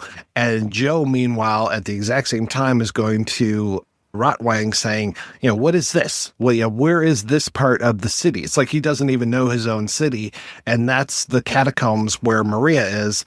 And I think there's, skeletons and all these kind of horror show things. I want to say that there's, it's very similar to a set in De Nibelung, which I cannot pronounce, so I apologize. And I apologize to everybody for all my horrific pronunciations of German words. It just does not roll off the tongue for me very well at all. Nibelungen. Thank you. I just need to hire you to say that whenever I refer to that movie. Yeah, there's imagery in Fritz Lang movies that pops up again and again, and he improves it from film to film. Fun to watch his silent movies. I only like his silent movies. I don't care for his talkies. Yeah, the talkies are interesting to me, kind of like you were saying, Federico, as far as seeing how things are reflected back to us, how the American version of this film is different than the German, different than even the Kiwi or the Australian versions. To see Lang working in the American system, it's interesting to see how his Germanness gets translated through an American lens, and to see what a German filmmaker is doing. I love a Billy Wilder, where it's seeing how he reflects American culture back to us, and just things like Double Indemnity, where it's yes, people are really super venal and just will do anything to fuck over each other just to get, Fred McMurray will do anything to get laid by Phyllis Dietrichson. Great, and I think that's very fun to watch how other cultures reflect back to us. Yeah, and Mike, you are the perfect person to back me up on this, because you were there at Nitrate when they played You and Me, right? 1936? Ranjit, you say you don't watch the American versions of Fritz Lang films, and I have to say, I haven't seen many Fritz Lang films, but I think 2 years ago we saw You and Me, and then this year we saw You Only Live Once, the 1937. They called it a proto-noir. I don't know what they're talking about. That's a noir. One of the most amazing noirs I've ever seen, and Lang is just on a different... You can say all you want about him come to America and not comparing to the German films, but he is a master in like a child's playground. It's the same thing that happened with Murnau when he came here. It's the same thing. It's the same thing that would happen with Lubitsch. Same thing would happen with them all, is that they hone their skills absolutely to the peak that they could in Europe. And then the economics set in. And then they came to America because America had the production facilities. They had everything. I mean, I was reading the interview with Fritz Lang, and he was talking about how in order to get light on the sets when they made Metropolis, they used coal furnaces. They didn't have they had electricity in some aspects, but when they were shooting in the Zeppelin hangar for the Tower of Babel sequence, they had coal furnaces to do, and light reflectors. And in between takes, because it was so cold, all the extras huddled around the coal furnaces. So it's just like when Lang comes to America, he has that aspect too of like, it's no longer a strong man. The German national character is Siegfried. It's basically a demigod. And then when he comes to America, he has to learn, no, it's America's the land of the common man. And I have to give it to Lang. He said he came here and he started reading newspaper comics. He read them every single day. He read thousands of them because he said they're not high art, but they speak to the people and they're so popular. And you can tell in his American works that he has a sensibility that is so sharp about America. A lot of people will call this an expressionistic film because that, of course, is what was kind of stock and trade of a lot of UFA films, was the idea of expressionism. And I don't necessarily see a lot of expressionistic things inside of Metropolis, other than really some of the set design, of course, but really when it comes to the altar that Maria has, and all of those crosses behind her, because it's not just one big cross, it's several crosses, and they're different sizes, different shapes. They're not all standing upright. Some are tilted, and just all of those crosses to me feel like the most expressionistic part of this film. This is not Caligari with the painted sets and the very outward mental projections of things. If there was anything, I would say maybe some of the title cards. And I like that the title cards, so many of them, especially at the beginning of the film, they're in a triangle shape. And it really, to me, represents that whole heart, hand, and head type of triumvirate that we have. Even when it comes to the Tower of Babel, very, very triangular when it comes to that.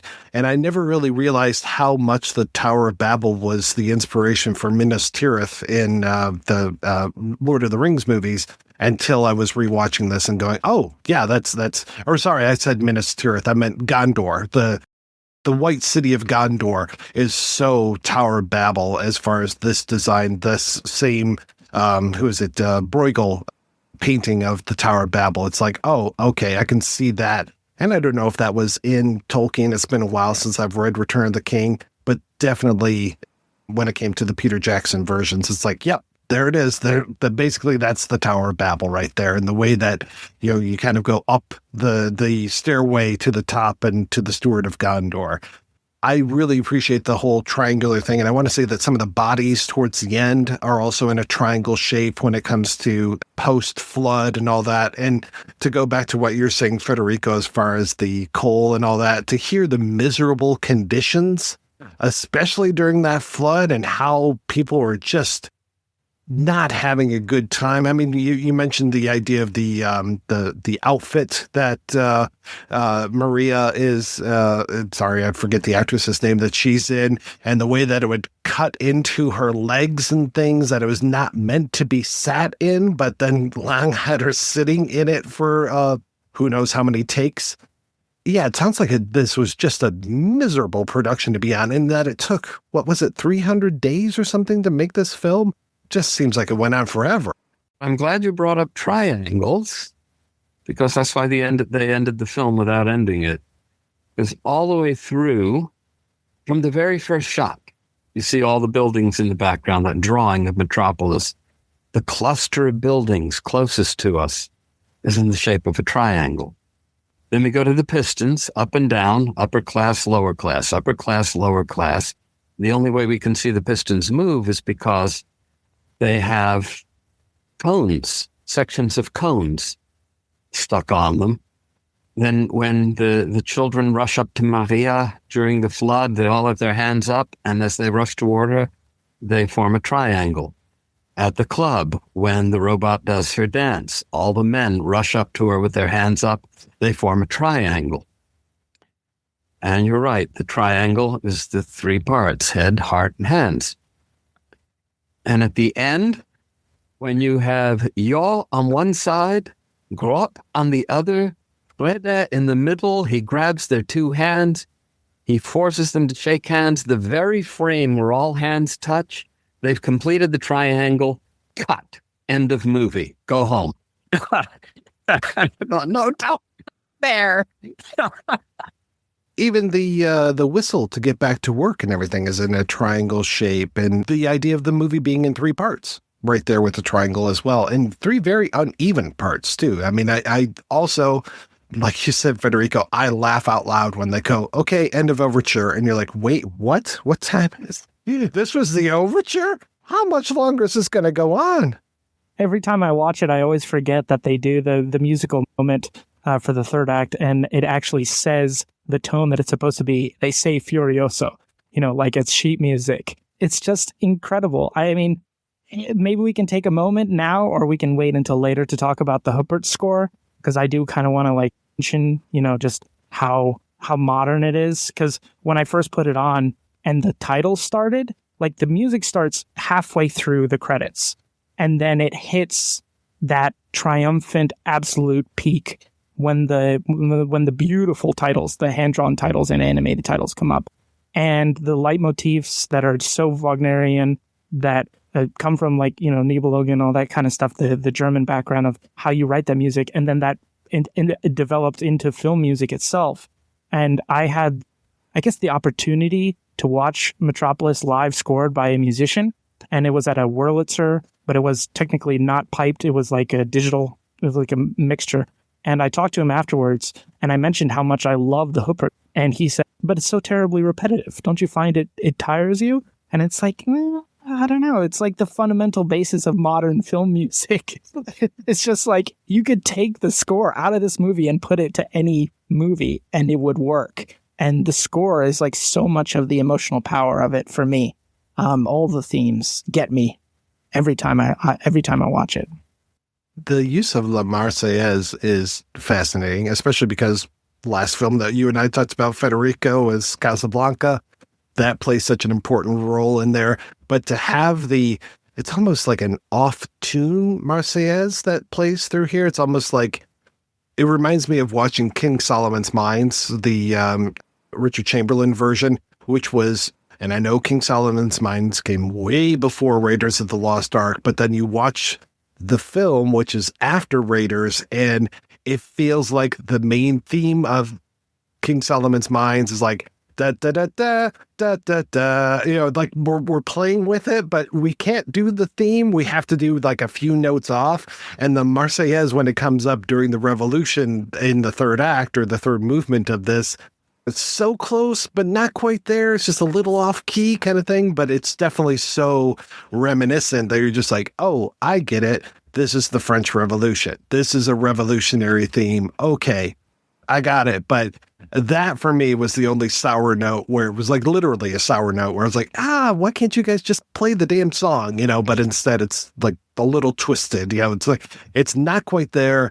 Maybe the twisting is the point, but it just, every time you hear it, it's kind of like the Yosemite Sam when he hears Bugs Bunny playing that song wrong every single time. He's like, no, rabbit.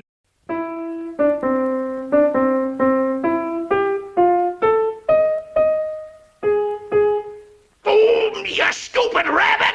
Like this!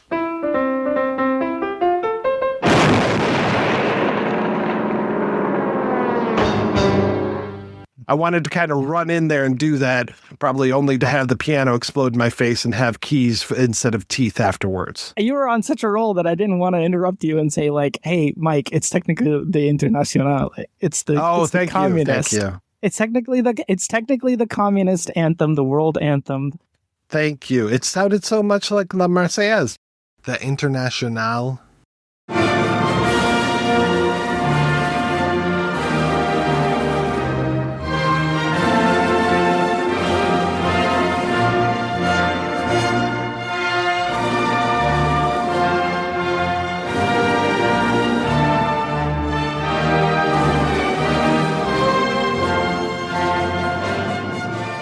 The Metropolis score by Gottfried Huppertz.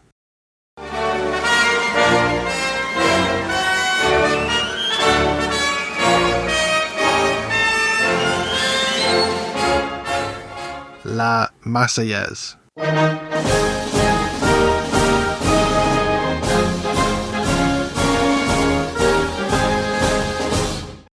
Written by Eugène Potier, who was a French communist, and he wrote the words and he had it to the melody of the Marseillaise. So you're not wrong. It is technically the Marseillaise too, but I think it is a very deliberate artistic decision because the revolt of the workers is fomented by basically the creation of the debt. So if they played the Internationale in 1927 Berlin, there would be people sitting in that theater who sing that song at their political meetings, and they would take umbrage with that.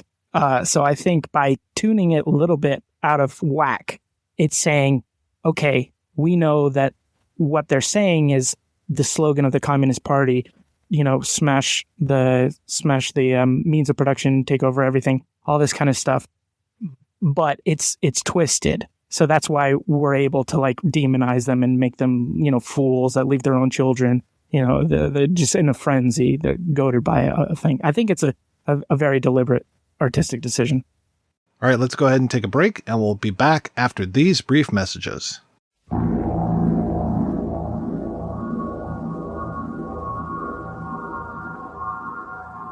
Hello, everyone. This is Malcolm McDowell. I just want to say that this is a request to listeners of the Projection Booth podcast to become patrons of the show via patreon.com, patreon.com/projection booth. That's pretty simple. I think you can do that. It's a great show, and Mike, he provides hours of great entertainment.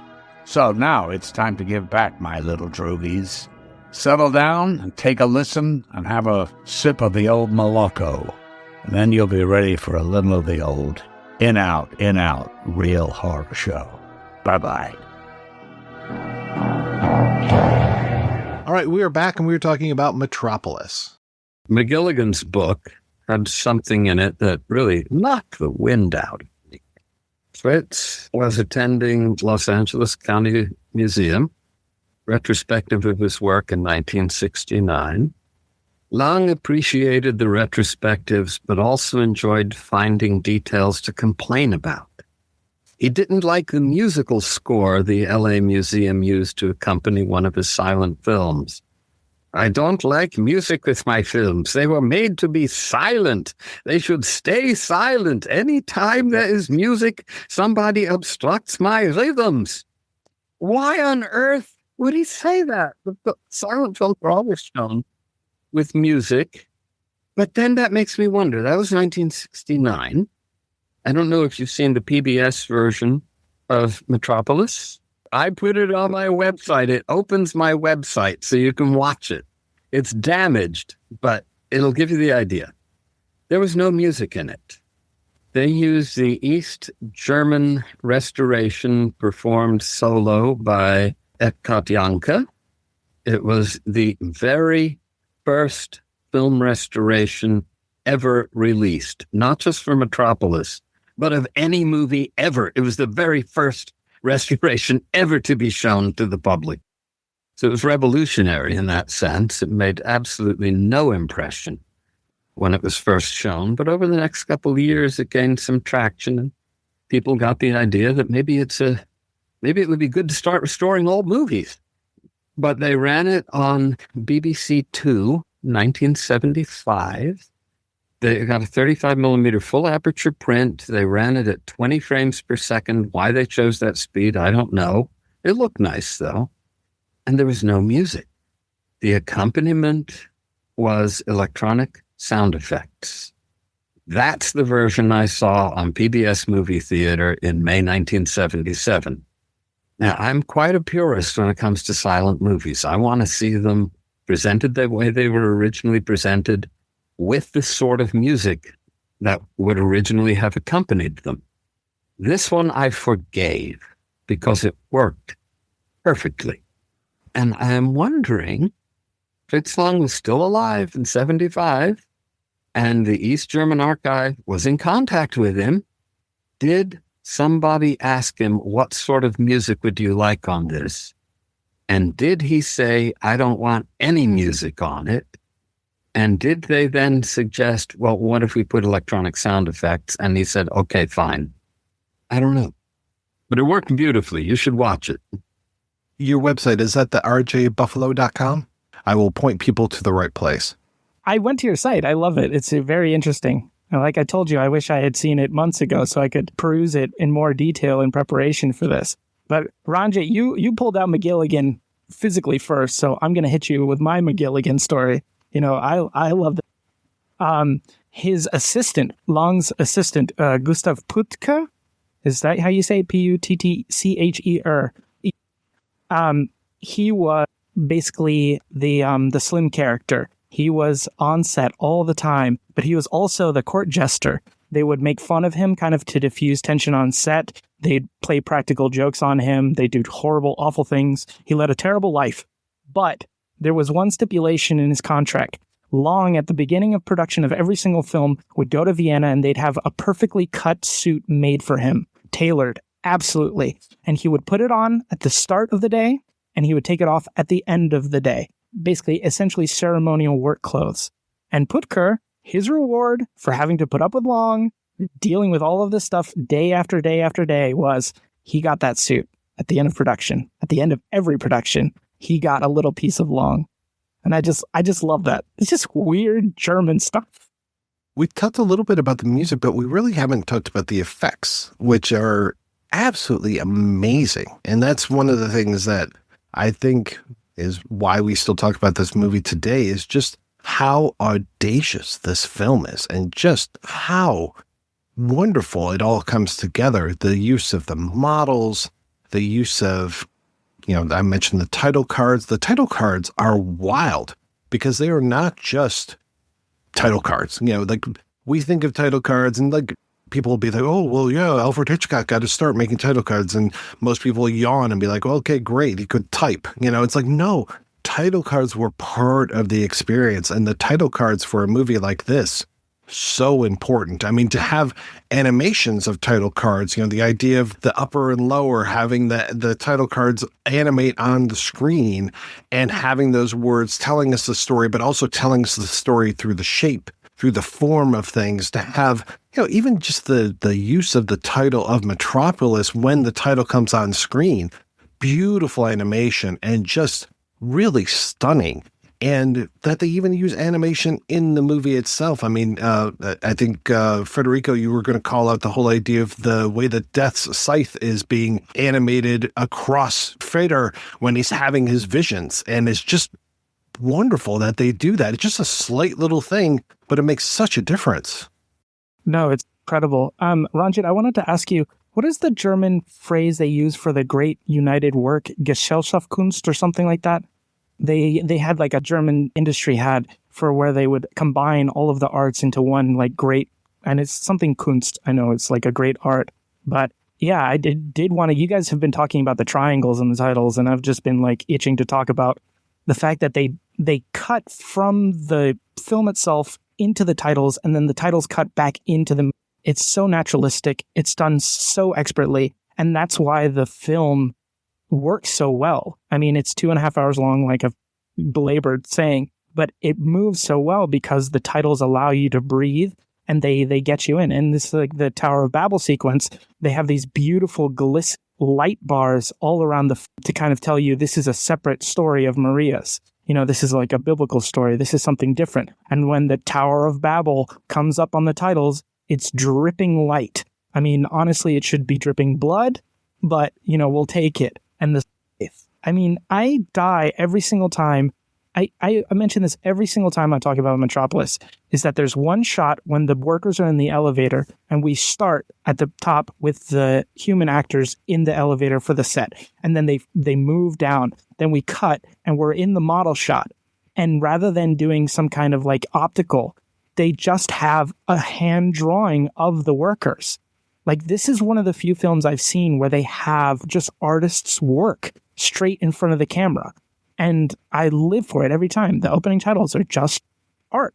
It's the blending of music, technical draftsmanship, art, animation, all of that, model shots, stop motion. I mean, it goes on and on and on and on.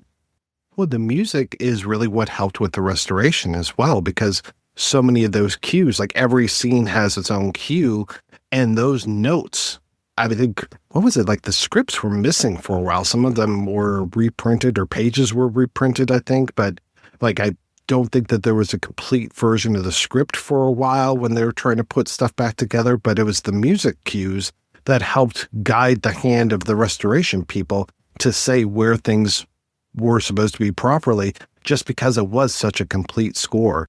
I mean, the whole idea of showing a silent movie without any music really hurts my heart, because that's how I saw a lot of silent films in one of the film classes I took in college, where Professor Ukadake was like, no, silent films were never shown with accompaniment or soundtracks. I'm like, what are you talking about? So watching Strike with no music whatsoever was one of the weirdest experiences I've ever seen. I love you, Sir J. Eisenstein, but my God, there's a reason why there was a score to that movie. It's not supposed to be shown absolutely silent, because I had a hard time keeping my eyes open. No matter how wonderful the montage was, the eyes were closing without the music to give me a little zhuzh.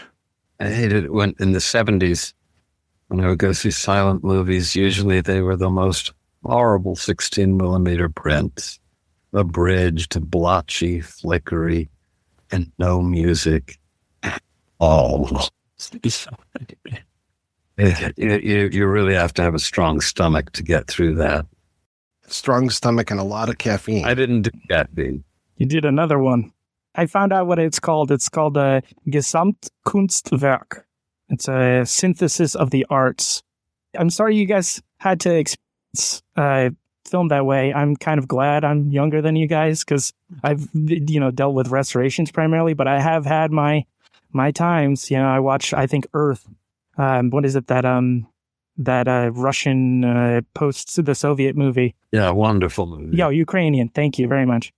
Oh, I'm sure it's a wonderful, beautiful movie. I watched it in a giant movie theater on a DVD with like terrible music and a child crying in the back. With silent movies, it's so important to get the music.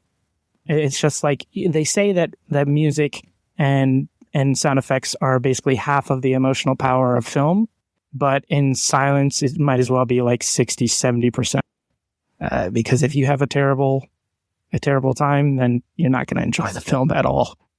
Yeah, I've noticed that the best silent movie with a bad music score is unwatchable. The worst silent movie with a good music score is perfectly watchable. Yeah, going back to the special effects again, talking about like the double exposures that they had, and just, I mean, everything is done with such care. Like you're saying, Federico, as far as the marriage of the visuals, the title cards, the special effects, the music, everything just seems so well planned. And it doesn't feel like there's a real misstep as far as the way that we're putting this together. It just feels like there's so much skill that comes in from these German craftspeople that just make it, just make it shine, make it sing. And even just the art style of things, you're talking about, again, the title cards, but also the title of Metropolis itself, just that use of the Bauhaus, or is it Art Deco, just the style of the stuff looks so good. You're in Joe's office and you can see lines in the background where it's like, okay, there's something going on. These aren't just flat walls. Everything is made with purpose. And even in like a cave scenario, the catacombs that they're in, everything looks very well put together. I just love the production design of this movie and the special effects of this movie. I mean, again, I won't say it's a perfect film, but it's sure put together very, very well.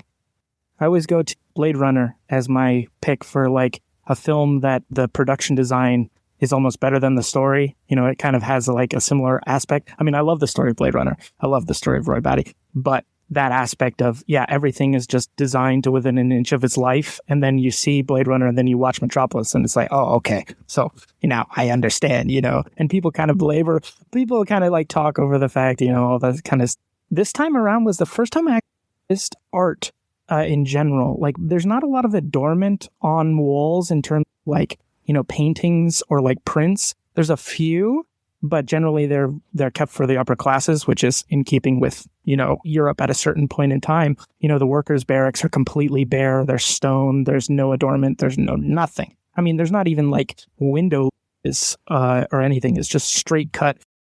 But in Visions, when he's in bed and he sees the dance and Slim is at the foot of his bed, if you look closely on the wall, there's a single, I want to say maybe like a watercolor, like a ukiyo-e, like a woodblock print of like Japanese art. And you were talking about Orientalism and the Yoshiwara stuff, and it's just running under the surface constantly. Like all of that design, like Bauhaus, the Vienna Secession movement too, was like a very important like influence on this. Like not only Klimt, but his contemporaries too. There's an incredible book. I don't know, Ranjit, if you saw it. I was lucky enough to find it in my library catalog. It's called German Film Architecture, 1918 to 1933. It's in German and English, both at the same time. Thank you very much for whoever decided to do that. It was published in 2019 by a gallery, and they have the original production drawings for the Tower of Babel. They have depictions of Metropolis itself. They have how they're going to set up the shots. This is where I learned that the production designers on Metropolis actually dictated the shot composition, which I had no idea what.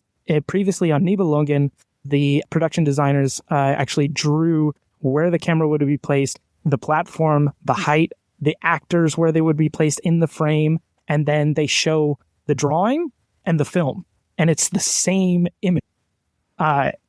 And they even have, most incredibly, they have hands scrawled drawings of Metropolis, like the city center, the shot of the cathedral, where Fritz Lang actually dictated. He said, I don't want a standard office building here. I want a cathedral. And he just wrote straight on the paper. And he said, this is what I want. I want the cathedral. And it's like you have the cathedral that is old, and you have Rotwang like lair.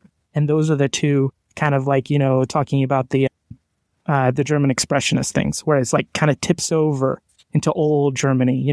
This is quote unquote modern Germany or way into the future. But then we kind of dip into the past, and it becomes a totally different film. I just wanted to mention in passing, if we don't get to it, that the scene of Rotwang chasing Maria in the catacombs, it could be from a movie from last year.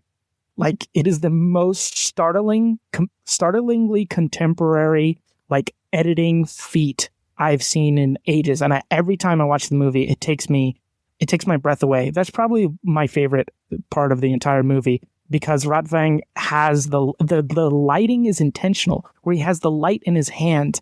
And so you see the light move as the gaze of the camera, and you try to find Maria and her face of Bridget Helm, just afraid of what this man is going to do to her. And it's so good. Oh, Rotwang, there's a lot of spirals when it comes to Rotwang. There's it looks like a neon sculpture on his desk that is a spiral. When Fader opens up the door to Rotwang's place, which is protected by a pentagram on the door, it's like supposed to be sealed that way, but he manages to get in. I think the door opens almost magically for him, and there's these two spirals that are hanging down, and they're this neon shape. When he goes down to find Rotwang, he's coming down a spiral staircase. It's very much associated with that character. And I don't know if it's supposed to be like, oh, he's twisted or something. Usually when I see a spiral staircase, it's a symbol of, going to the lower depths, like you see spiral staircases in Hitchcock films all the time. Think of Scotty going up to the top of the tower in Vertigo kind of thing, There's just all of this spiral stuff. And then that also plays into the Tower of Babel. Like I was talking about how it feels like you go up and up and up going around these spirals. It's very Guggenheim-esque, with the way that that's almost like a Nautilus shell. Sorry. Again, with the spirals, the up and down of the stuff across Maria's body and especially across the false Maria, across the robot. I find that fascinating too. The almost Lilu-esque dress, of the straps across Maria, the real Maria, when you see her in the chamber. But it's very interesting that he's associated with that. And then going back to also the idea of the expressionism versus not expressionism, I love that when Rotwang is taunting and not necessarily torturing Maria, but he's got her in that room in the attic, again, an attic, that the shadows on the wall are not just painted on shadows, that these are real shadows created by light and from a light source. So it's not that Caligari effect of, painting the shadows onto things, that it's an actual thing. Like when she moves in front of that, you see those shadows on her dress, that it's actually there. The one thing that we haven't talked about during this whole thing too is the use of the moving camera. We don't have too many shots of a moving camera, but when those shots come around, they're very striking to me. I think the very first time you see it is when the explosion is happening in the factory and the way the camera kind of swoops in on Frater. And then there's also a swoop in later on when he is in Rotwang's place and he goes to reach for, I don't remember what it is, but I just remember the camera moves and it's almost following his more like emotional state than his physical state, but it is supposed to be his hand reaching out for this. That's my single favorite shot of the whole movie. What is it, Ranjit? It's a piece of her dress, right? I think it's a scarf. I'm not sure. I looked at it again and I thought, I think that's a scarf, but I won't swear to it.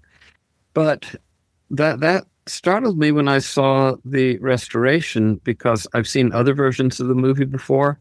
There was no camera movement in that scene. And then they do this new restoration and the camera moves. Where'd that come from? Oh, that's the American negative. They didn't put that in the German version or the export version. Oh, okay.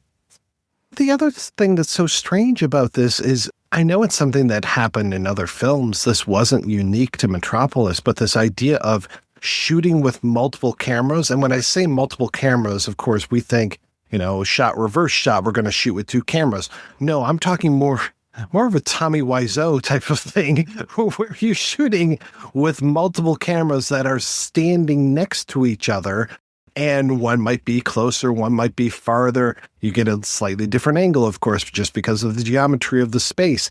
And there's a great documentary about the restoration of the film, the whole finding of the Argentinian print and all this, where they show a picture, and this could be from Metropolis, could be something else, but of three cameramen standing next to each other. And then they do a side-by-side comparison of, here's what's in one version, here's what's in the other version, and you can see that the framing is slightly different. Some of the takes are actually different, so it feels very much like that new, is it the documentary about Brian Eno, where it's like, it's never the same movie twice. Every single time you see it, it's different.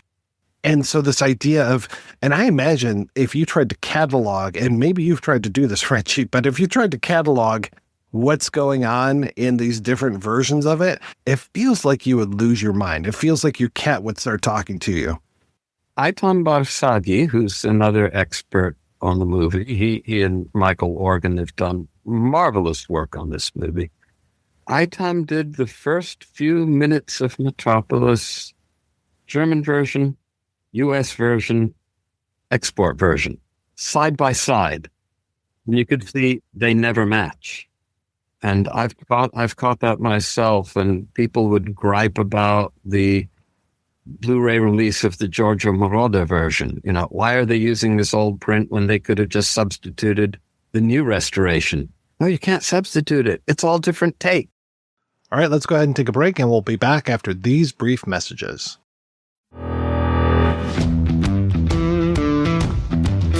You obviously love podcasts, but are you also a fan of movies and television? Do you want to listen to a show that reviews entertainment honestly and casts pretentiousness to the wind?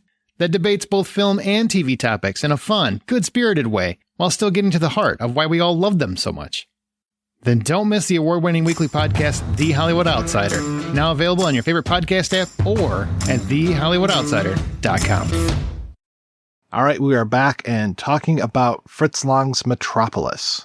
The Moroder version is interesting. Can't say I'm a big fan of it. Obviously, since that came out in 84, it was very much a thing when I was younger. I would have been 12 years old when it came out. So I always associated this film with the Moroder version. And I remember the TV commercials. I remember discussions on in articles and things about this version. I only finally watched it just recently for this discussion. I don't think that the pop music really works very well at all in it. I actually would have rather have had more of, when I think of Giorgio Moroder, I think of the work that he was doing with Donna Summers and just the idea of the more electronic type of thing that he was doing. I would have rather have had something like that, or give me, and of course there have been, you're talking Federico as far as all of the different scores and things, and there have been, like, the Alloy Orchestra has done a score. There's so many different versions of the score for this. If you look on Wikipedia, there are just like scads and scads of people that have done scores for this. Moroder, as far as I know, he really pushed as far as like doing yet another edit of the film, and then doing some interesting things as far as still frames or like images that they had from the film, and then he would try to animate those. Almost reminded me of like a Alan Parsons Project music video, with the way that he would move the images along, and he would have like, the Yoshiwara logo in the back and kind of go through the window to show us that thing. It was interesting as far as that goes. But yeah, the pop music itself just didn't fit with the rest of the film. Sometimes it felt like the songs was just kind of fade out, fade back in later on. And I'm like, no, just give me a whole electronica score. Give me Aphex Twin's version of Metropolis. I would like to see that personally. Give me Wendy Carlos any day. Oh my goodness. Can you imagine what this would be like with Wendy behind the synth board? Oh, a dream. No, I was just like you. I was like, oh, Giorgio Moroder, who I know from the two Frenchmen. What are they? Daft Punk. I know them, backfilled. But I like Moroder. I watched it and I was like, I turned it on and I was like, wait, why are people singing? Like, why is this pop music? I don't want this. I want synth music. It's like, this is not what I signed up for. I will say I do love Blood from a Stone, the one song from this that I actually can stand of them working. I think it's kind of haunting and beautiful. Moroder he tinted the film, and he did what he could to restore it at the point of the footage that was extant. And at the end of it, I said, it's not for me, but I really respect him for putting up the money. He put up his own money to make a restoration of Metropolis and share it with people. And that it's a testament to the continuing power of the film that somebody would be willing to do and show it to people so that people could take it within themselves and carry it and show it to more people. Even if it has, the Bonnie Tyler songs, at least you've seen a version of Metropolis. You'll see another in 10 seconds. When the Moroder version was first announced, a friend of mine and I were talking about it. We had both seen it on PBS. And the press release was saying that this was going to be the most complete ever. Giorgio Moroder has traveled the world to find every piece of missing film, put it all back together, and the result is something like 83 minutes. My friend and I looked at each other and said, 83 minutes? What we saw on PBS was more than 2 hours. Oh, what seemed the most complete? Well, he did find some interesting footage. He did put it back in. I'm glad. The quality was much better than what we saw from Thunderbird or Griggs, that's for sure. But I went to see it at El Paseo in Santa Fe. And I said, oh, before I see this, I want to talk to the projectionist. Go on up. Back in those days, they let you go to the booth. So I go to the booth. He's running it in widescreen, 1.85 to 1. Why are you running it in widescreen? The distributor sent us this lens and this aperture, but I don't know what to do with it. I don't know what they're for, so I just left them on the shelf. My God, that is the Academy aperture. This is what you're supposed to use. It's an Academy reduction. But anyway, he didn't switch it, so I said, I'm not going to watch this.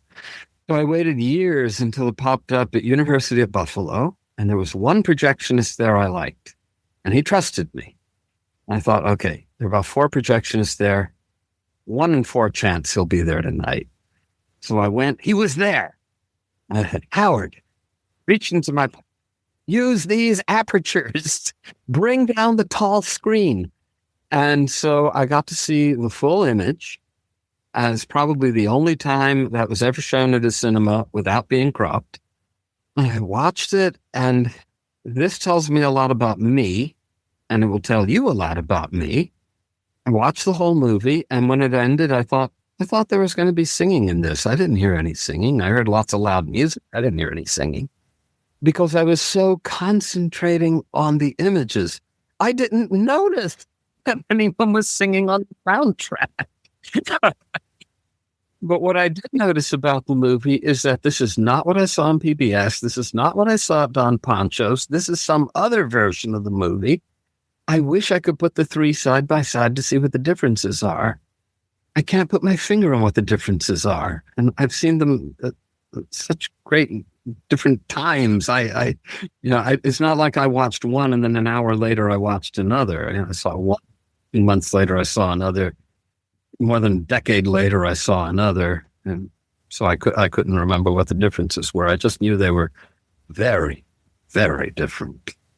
But I have nothing against the Marauder version, so long as people know it's not the original. It's what Giorgio Moroder paid his dues, paid the licenses to do with the film.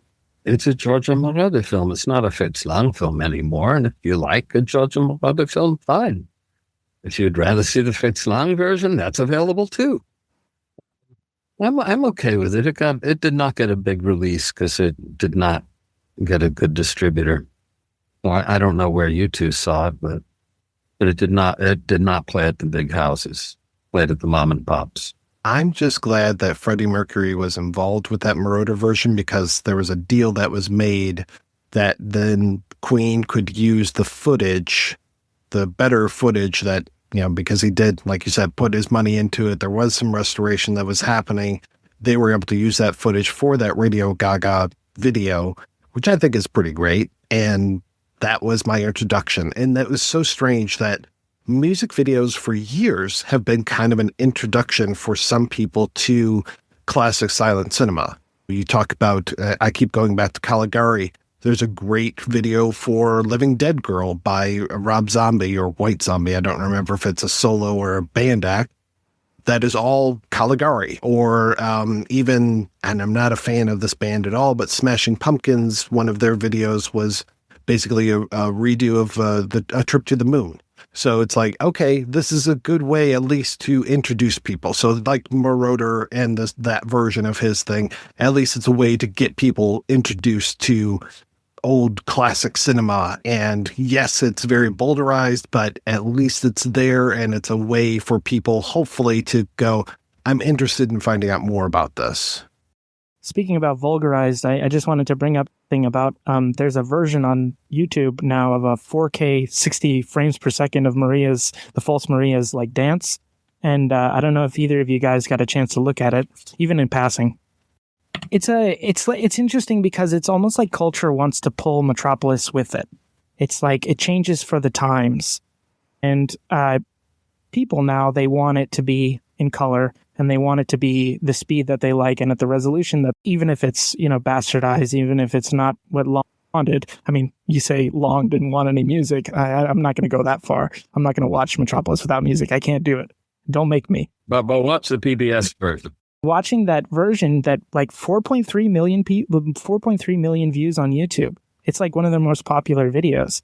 And it's talking about like the striking aspect of the filmmaking itself reaching from the past and grabbing you. It's that it's just completely universal.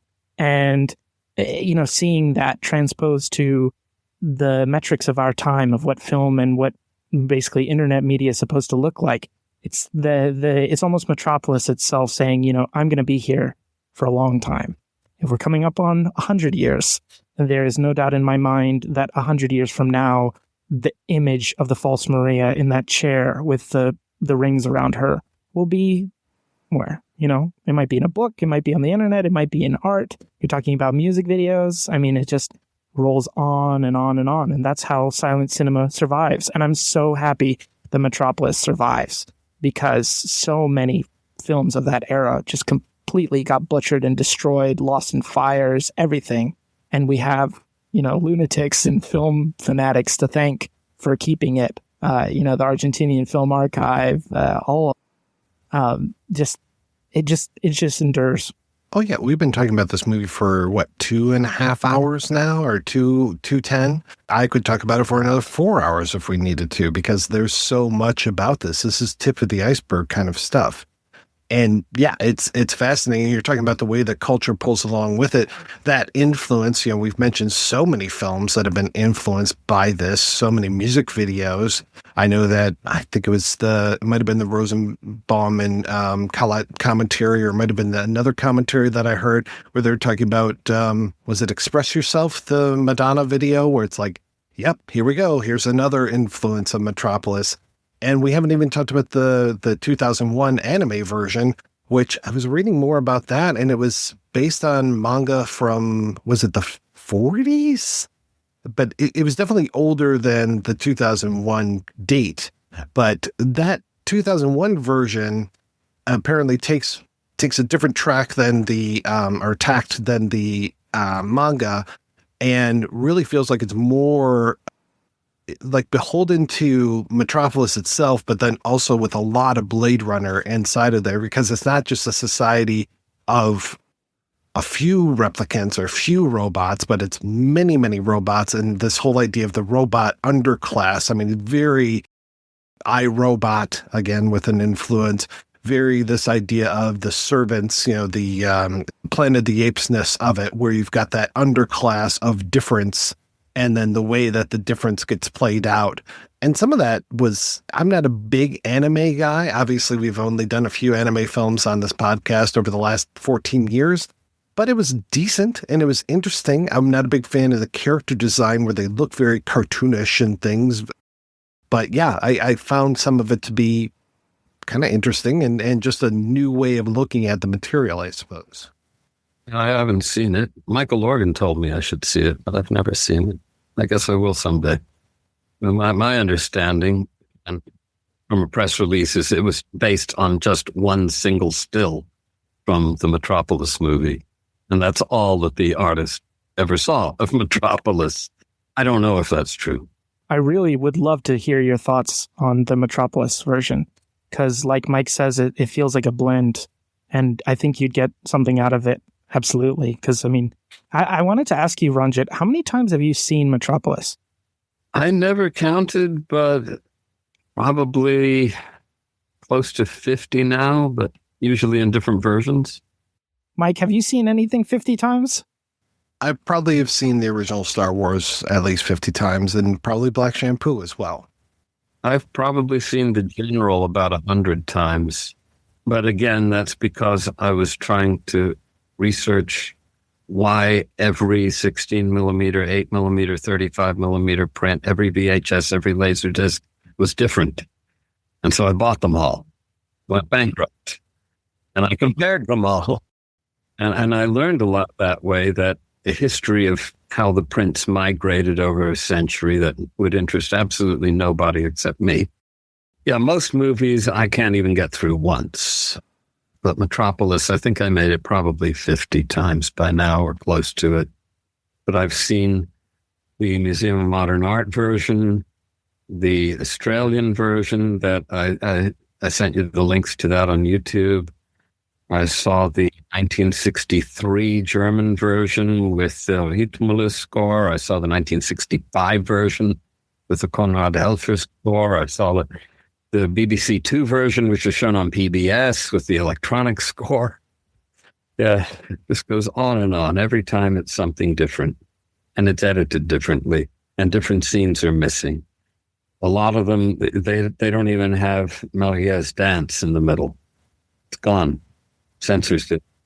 It is fascinating to watch that restored version where you can see the difference between the quality of the print and see a few extra shots of Maria's dance, and especially to see the guy who gets really jealous of his friend, and then they cut to him having a duel with his friend, and like the duel was in there, it looks like, but then the shot of him looking at his friend jealously was not in there. And it's like, it's so fascinating to try to peel back these layers and just say, who made these decisions and why were these decisions made? So obviously Maria's bare back, oh, that might be too titillating, you know, but like, why the look? Why was that cut? Why are some of these reaction shots cut? And it's just, I love watching these kind of film modi where you can say like, oh, okay, what was the logic behind removing all of hell? You know, and obviously, like we're saying, it can't be censorship. Is it just we're going to remove that subplot? And that seems much more logical to me, is we're going to remove all references to the mother. And then when you start removing references to mothers, then you start talking about like feminist film theory and all these things. And I just love that there are so many different ways of looking at this. I like that Rosenbaum really comes to things from more of a Freudian point of view. I love to read films that way, and, you know, talking about the id and the underground and all these kind of things. But there's so many different ways to you know, skin this cat. Sorry, Ranjit, to skin this cat, that it's just wild to be able to see, like, well, Marauder, he removed a lot of the use of the montage and things. And, you know, in the American version is much more straight shot, reverse shot kind of stuff. And like Lang's original montage, and montage being, you know, so important, especially in silent cinema, but still, you know, montage is one of like my favorite things. I love the use of editing, and I love the power of editing to be able to see those edits right there in your face, watching that restored 2010 was it version of it. It's just great. And it seems amazing that it's gone 15 years and we haven't had yet another update of this. It feels like we're maybe on the brink of yet another discovery, because there are still versions out there. There's shot differences. There's all of these things. I would almost love to see like every single different version of this that there's available. I mean, where's the box set of here's all of these different versions? If anyone is rich enough and foolish enough and rich enough and richer enough, fund that, I would like to be in charge of that. And if you go, they pulled it down from YouTube, but I caught it and I embedded it on my site. The Patescope 9.5 millimeter version from, I think, 1935. It has a couple of seconds in Maria's dance that are missing even from the latest restoration. And for this, I wanted to intercut them and put them back in. They don't have the time. But someone needs to do that. I'm sure more of the film will pop up. I'm almost convinced that there's a complete print in Kostfilmafond that's mislabeled, and that I hope turns up before I croak. Well, that's the heartbreak for me, is watching that Metropolis Refound documentary. And unfortunately, the only version I was able to find was a horrible quality and really tough to watch, but I still got the story out of it. And to watch them talk about, oh yeah, we originally had this on nitrate, and because of nitrate, and of course, Federico, you're very familiar with all the stories of nitrate. I know you are as well, Ranjit. The idea of how dangerous the stock is. We were going to transfer all of these nitrates prints to 35. Oh, you know, it would cost way too much, so we have to transfer it to 16. I'm like, oh, God, that just hurts so much to hear. And you see the loss of the quality and the different aspect ratios and all this, and you're just like, oh, somebody just to make a cost-saving thing. And when they were talking about how it was stored and it wasn't stored correctly, and you're just like, you see all of these mistakes from the past just adding up to where we're at now and just going, yep, because people were fucking cheap or they couldn't store the nitrate film. This is what we're ending up with. That made me so sad in, what's his name? Fernando Peña. I can't remember. He did a little booklet, how he found Metropolis, which is difficult for me to read because it's in a language I don't speak. But I got through it, courtesy of Google Translator and other little tools. He mentioned that just before they destroyed the print, they gave it one final screening in 35 millimeter at a brand new cinema on a panoramic screen, which probably means 1.85 to 1 widescreen.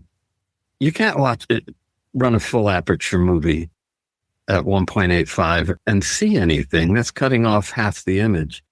The film by then was shriveled. So a guy went up to the projection booth and put his fingers at the top of the gate to hold the rails in tightly so that it wouldn't buckle as much. That's why it got so scratched. If they had just left it alone, not shown it, donated it to a German archive, we'd have the movie. And when they printed it through 16 millimeter, they didn't even print it through the proper gate. So they upped it to the Academy aperture and lost the top and the side. Knuckleheads. Something more is going to pop up, I'm certain. Yeah, I remember that story about the guy pressing it and him saying, I held my finger there for 2.5 hours. And people are like, wait, no, the movie's not 2.5 hours long. He's like, no, I held it for 2.5 hours. And it's like, well, yeah, because it was that version of the film, 2.5 hour long version. When they gave the 16 millimeter Dupneg to the archive, they just cataloged it and put it on the shelf, wouldn't let anyone see it. But I thought, wait a minute, guys. You know how long it should be, and you can see how much film there is on the reels. Doesn't it dawn on you that there's an extra 30, 40 minutes of film on these reels? It didn't dawn on them. They didn't check it against anything. They just put it on the shelf and wouldn't let anyone look at it. Wonderful world of film restoration. I have to feel like I have to be the one to defend the Argentinians from onslaught. Oh, I'm not saying anything bad about them. I'm just saying like that those things that happened then still have resonance today, and it's like, oh, okay. Mike, you weren't there for the talk this year at Nitrate, were you, with the archivist from Buenos Aires, right? I remember you weren't there. No, but I remember watching that noir that they showed, and that was marvelous. You guys call them knuckleheads, and I completely understand the anger of a lot of silent film fans. Ranjit, you mentioned, why didn't they give it to the Bundesfilm Archive? Why didn't they give it to the Germans? And just in general with film archiving in that part of the world. I don't know if you guys have been to South America, but it's almost like traveling back in time. The economic principles down there just do not function at that level. I mean, in Uruguay, they had a leftist film archive that was made during the junta years, and it was destroyed for political reasons. It's a totally different ballgame. Like, art is superfluous. I mean, the people that run that film archive, they're not even federally funded through Argentina. It's just like a museum. We can lament the past. I'm glad that we have it, like you guys have saying. But there is that aspect, too, where Metropolis was found like in the 2000s, and they got a lot of funding from ZDF and ART and a bunch of like German film archives that are all credited at the end all over the world. But still to this day, they're struggling to get funding to save their films, the films that they still have. And you can like say, well, you should have kept your nitrate, climate controlled vaults, all this kind of stuff. And it's like, have you ever been to Brazil? It's not going to happen with a country under a military dictatorship. It's just, the Western powers, they have the money to put into art as soft power and propaganda, but South America doesn't have the power projection to be worth that.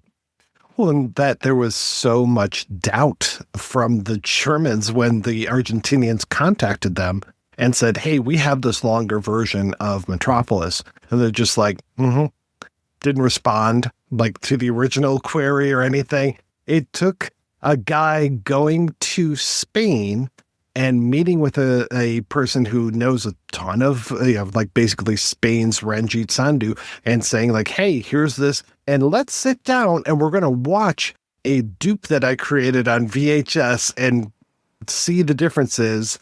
And then even when they took it to, then that finally opened up doors and got them to go to actual like Berlin or wherever in Germany and show it there. And they were showing either a VHS or a DVD-R at that point.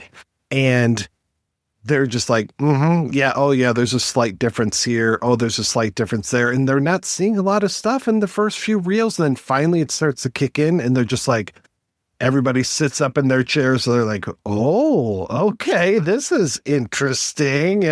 Then they finally start to believe him. And it just felt like, kind of like you're saying, Federico, and this is not the attitude I want to have, which is, oh, these simpletons in Argentina. No, they're doing a fantastic job. And yes, under very bad circumstances. I mean, the Perón regime was not very kind to anyone, much less film restorationists or film keepers. And so, yeah, and it's really only, again, going back to what I was saying at the very beginning, thanks to this guy who had kept a copy of this. It was kind of like that. Hopefully one of these days we're going to see the copy that was sent of Magnificent Ambersons during the editing phase down to Brazil to Orson Welles when he's, that's the theory. And hopefully one of these days it's going to pan out.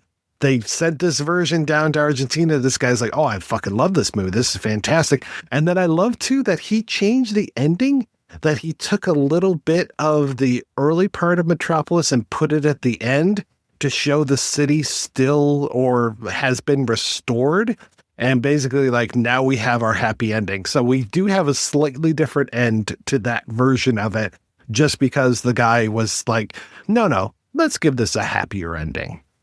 They also had a 35 nitrate of Pandora's box that they incinerated at the same time they incinerated Metropolis.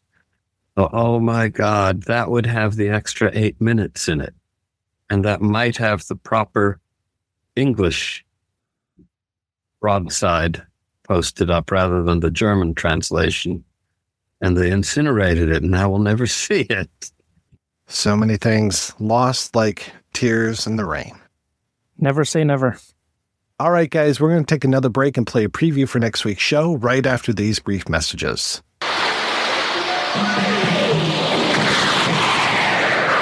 Ruthless invaders. You will accept me as your master. A defenseless planet.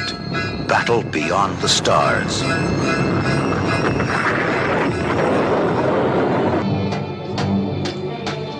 A lone youth escapes on a last-ditch mission. Ancient fire! You fight Satan, and you've got a snowball's chance in hell.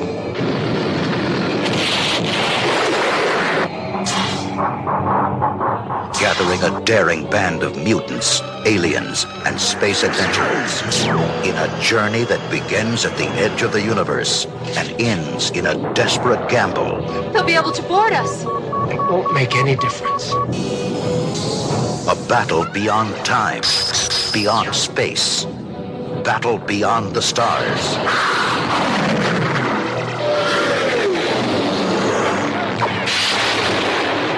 Starring Richard Thomas. Damage report now. Robert Vaughn. John Saxon. George Papard. I'm about 30 seconds in, Pat. Battle beyond the stars. Invading your space soon. That's right. We'll be back next week with a look at Battle Beyond the Stars. Until then, I want to thank my co-hosts Federico and Ranjit. So, Ranjit, what is keeping you busy these days? Trying to recover my senses after 8 tragic years. That's about it. Not doing anything publicly right now. Well, and I highly recommend that people go to rjbuffalo.com and read some of your writing, and especially all the work that you've done documenting all of this stuff, especially around Metropolis, the General, so many good things. And Federico, what's keeping you busy, sir? I got a Super 8 film camera, and I've been losing my mind with it slowly but surely. So I've been shooting a lot of stuff. I don't know if you saw me at Nitrate, but I have a bunch of stuff. I have a YouTube channel. It's just my name, Federico Bertolini. I also have an Instagram that's a little bit more difficult. You can find me under my name, Federico Bertolini, but it's at Dulce Decorum, Dulce Decorum. I'm also kind of in the planning phase. I really want to do kind of like a breakdown of this year's Nitrate with my friend to like talk about the movies and keep it as kind of like a memory, and especially the last film. I really want to go into that and get people's like discussions, because everybody at the festival was talking about it, but it's in like scattered tiny little discussions. So it'd be nice to pull it all together. So Mike, if you get a message from me asking for your thoughts on Nitrate as a whole and specific films in particular, don't be surprised. Thank you so much, folks, for being on the show. Thanks to everybody for listening. If you want to hear more of me shooting off my mouth, check out some of the other shows that I work on. They are all available at weirdingwaymedia.com. Thanks especially to our Patreon community. If you want to join the community, visit patreon.com/projectionbooth. Every donation we get helps the projection booth take over the world.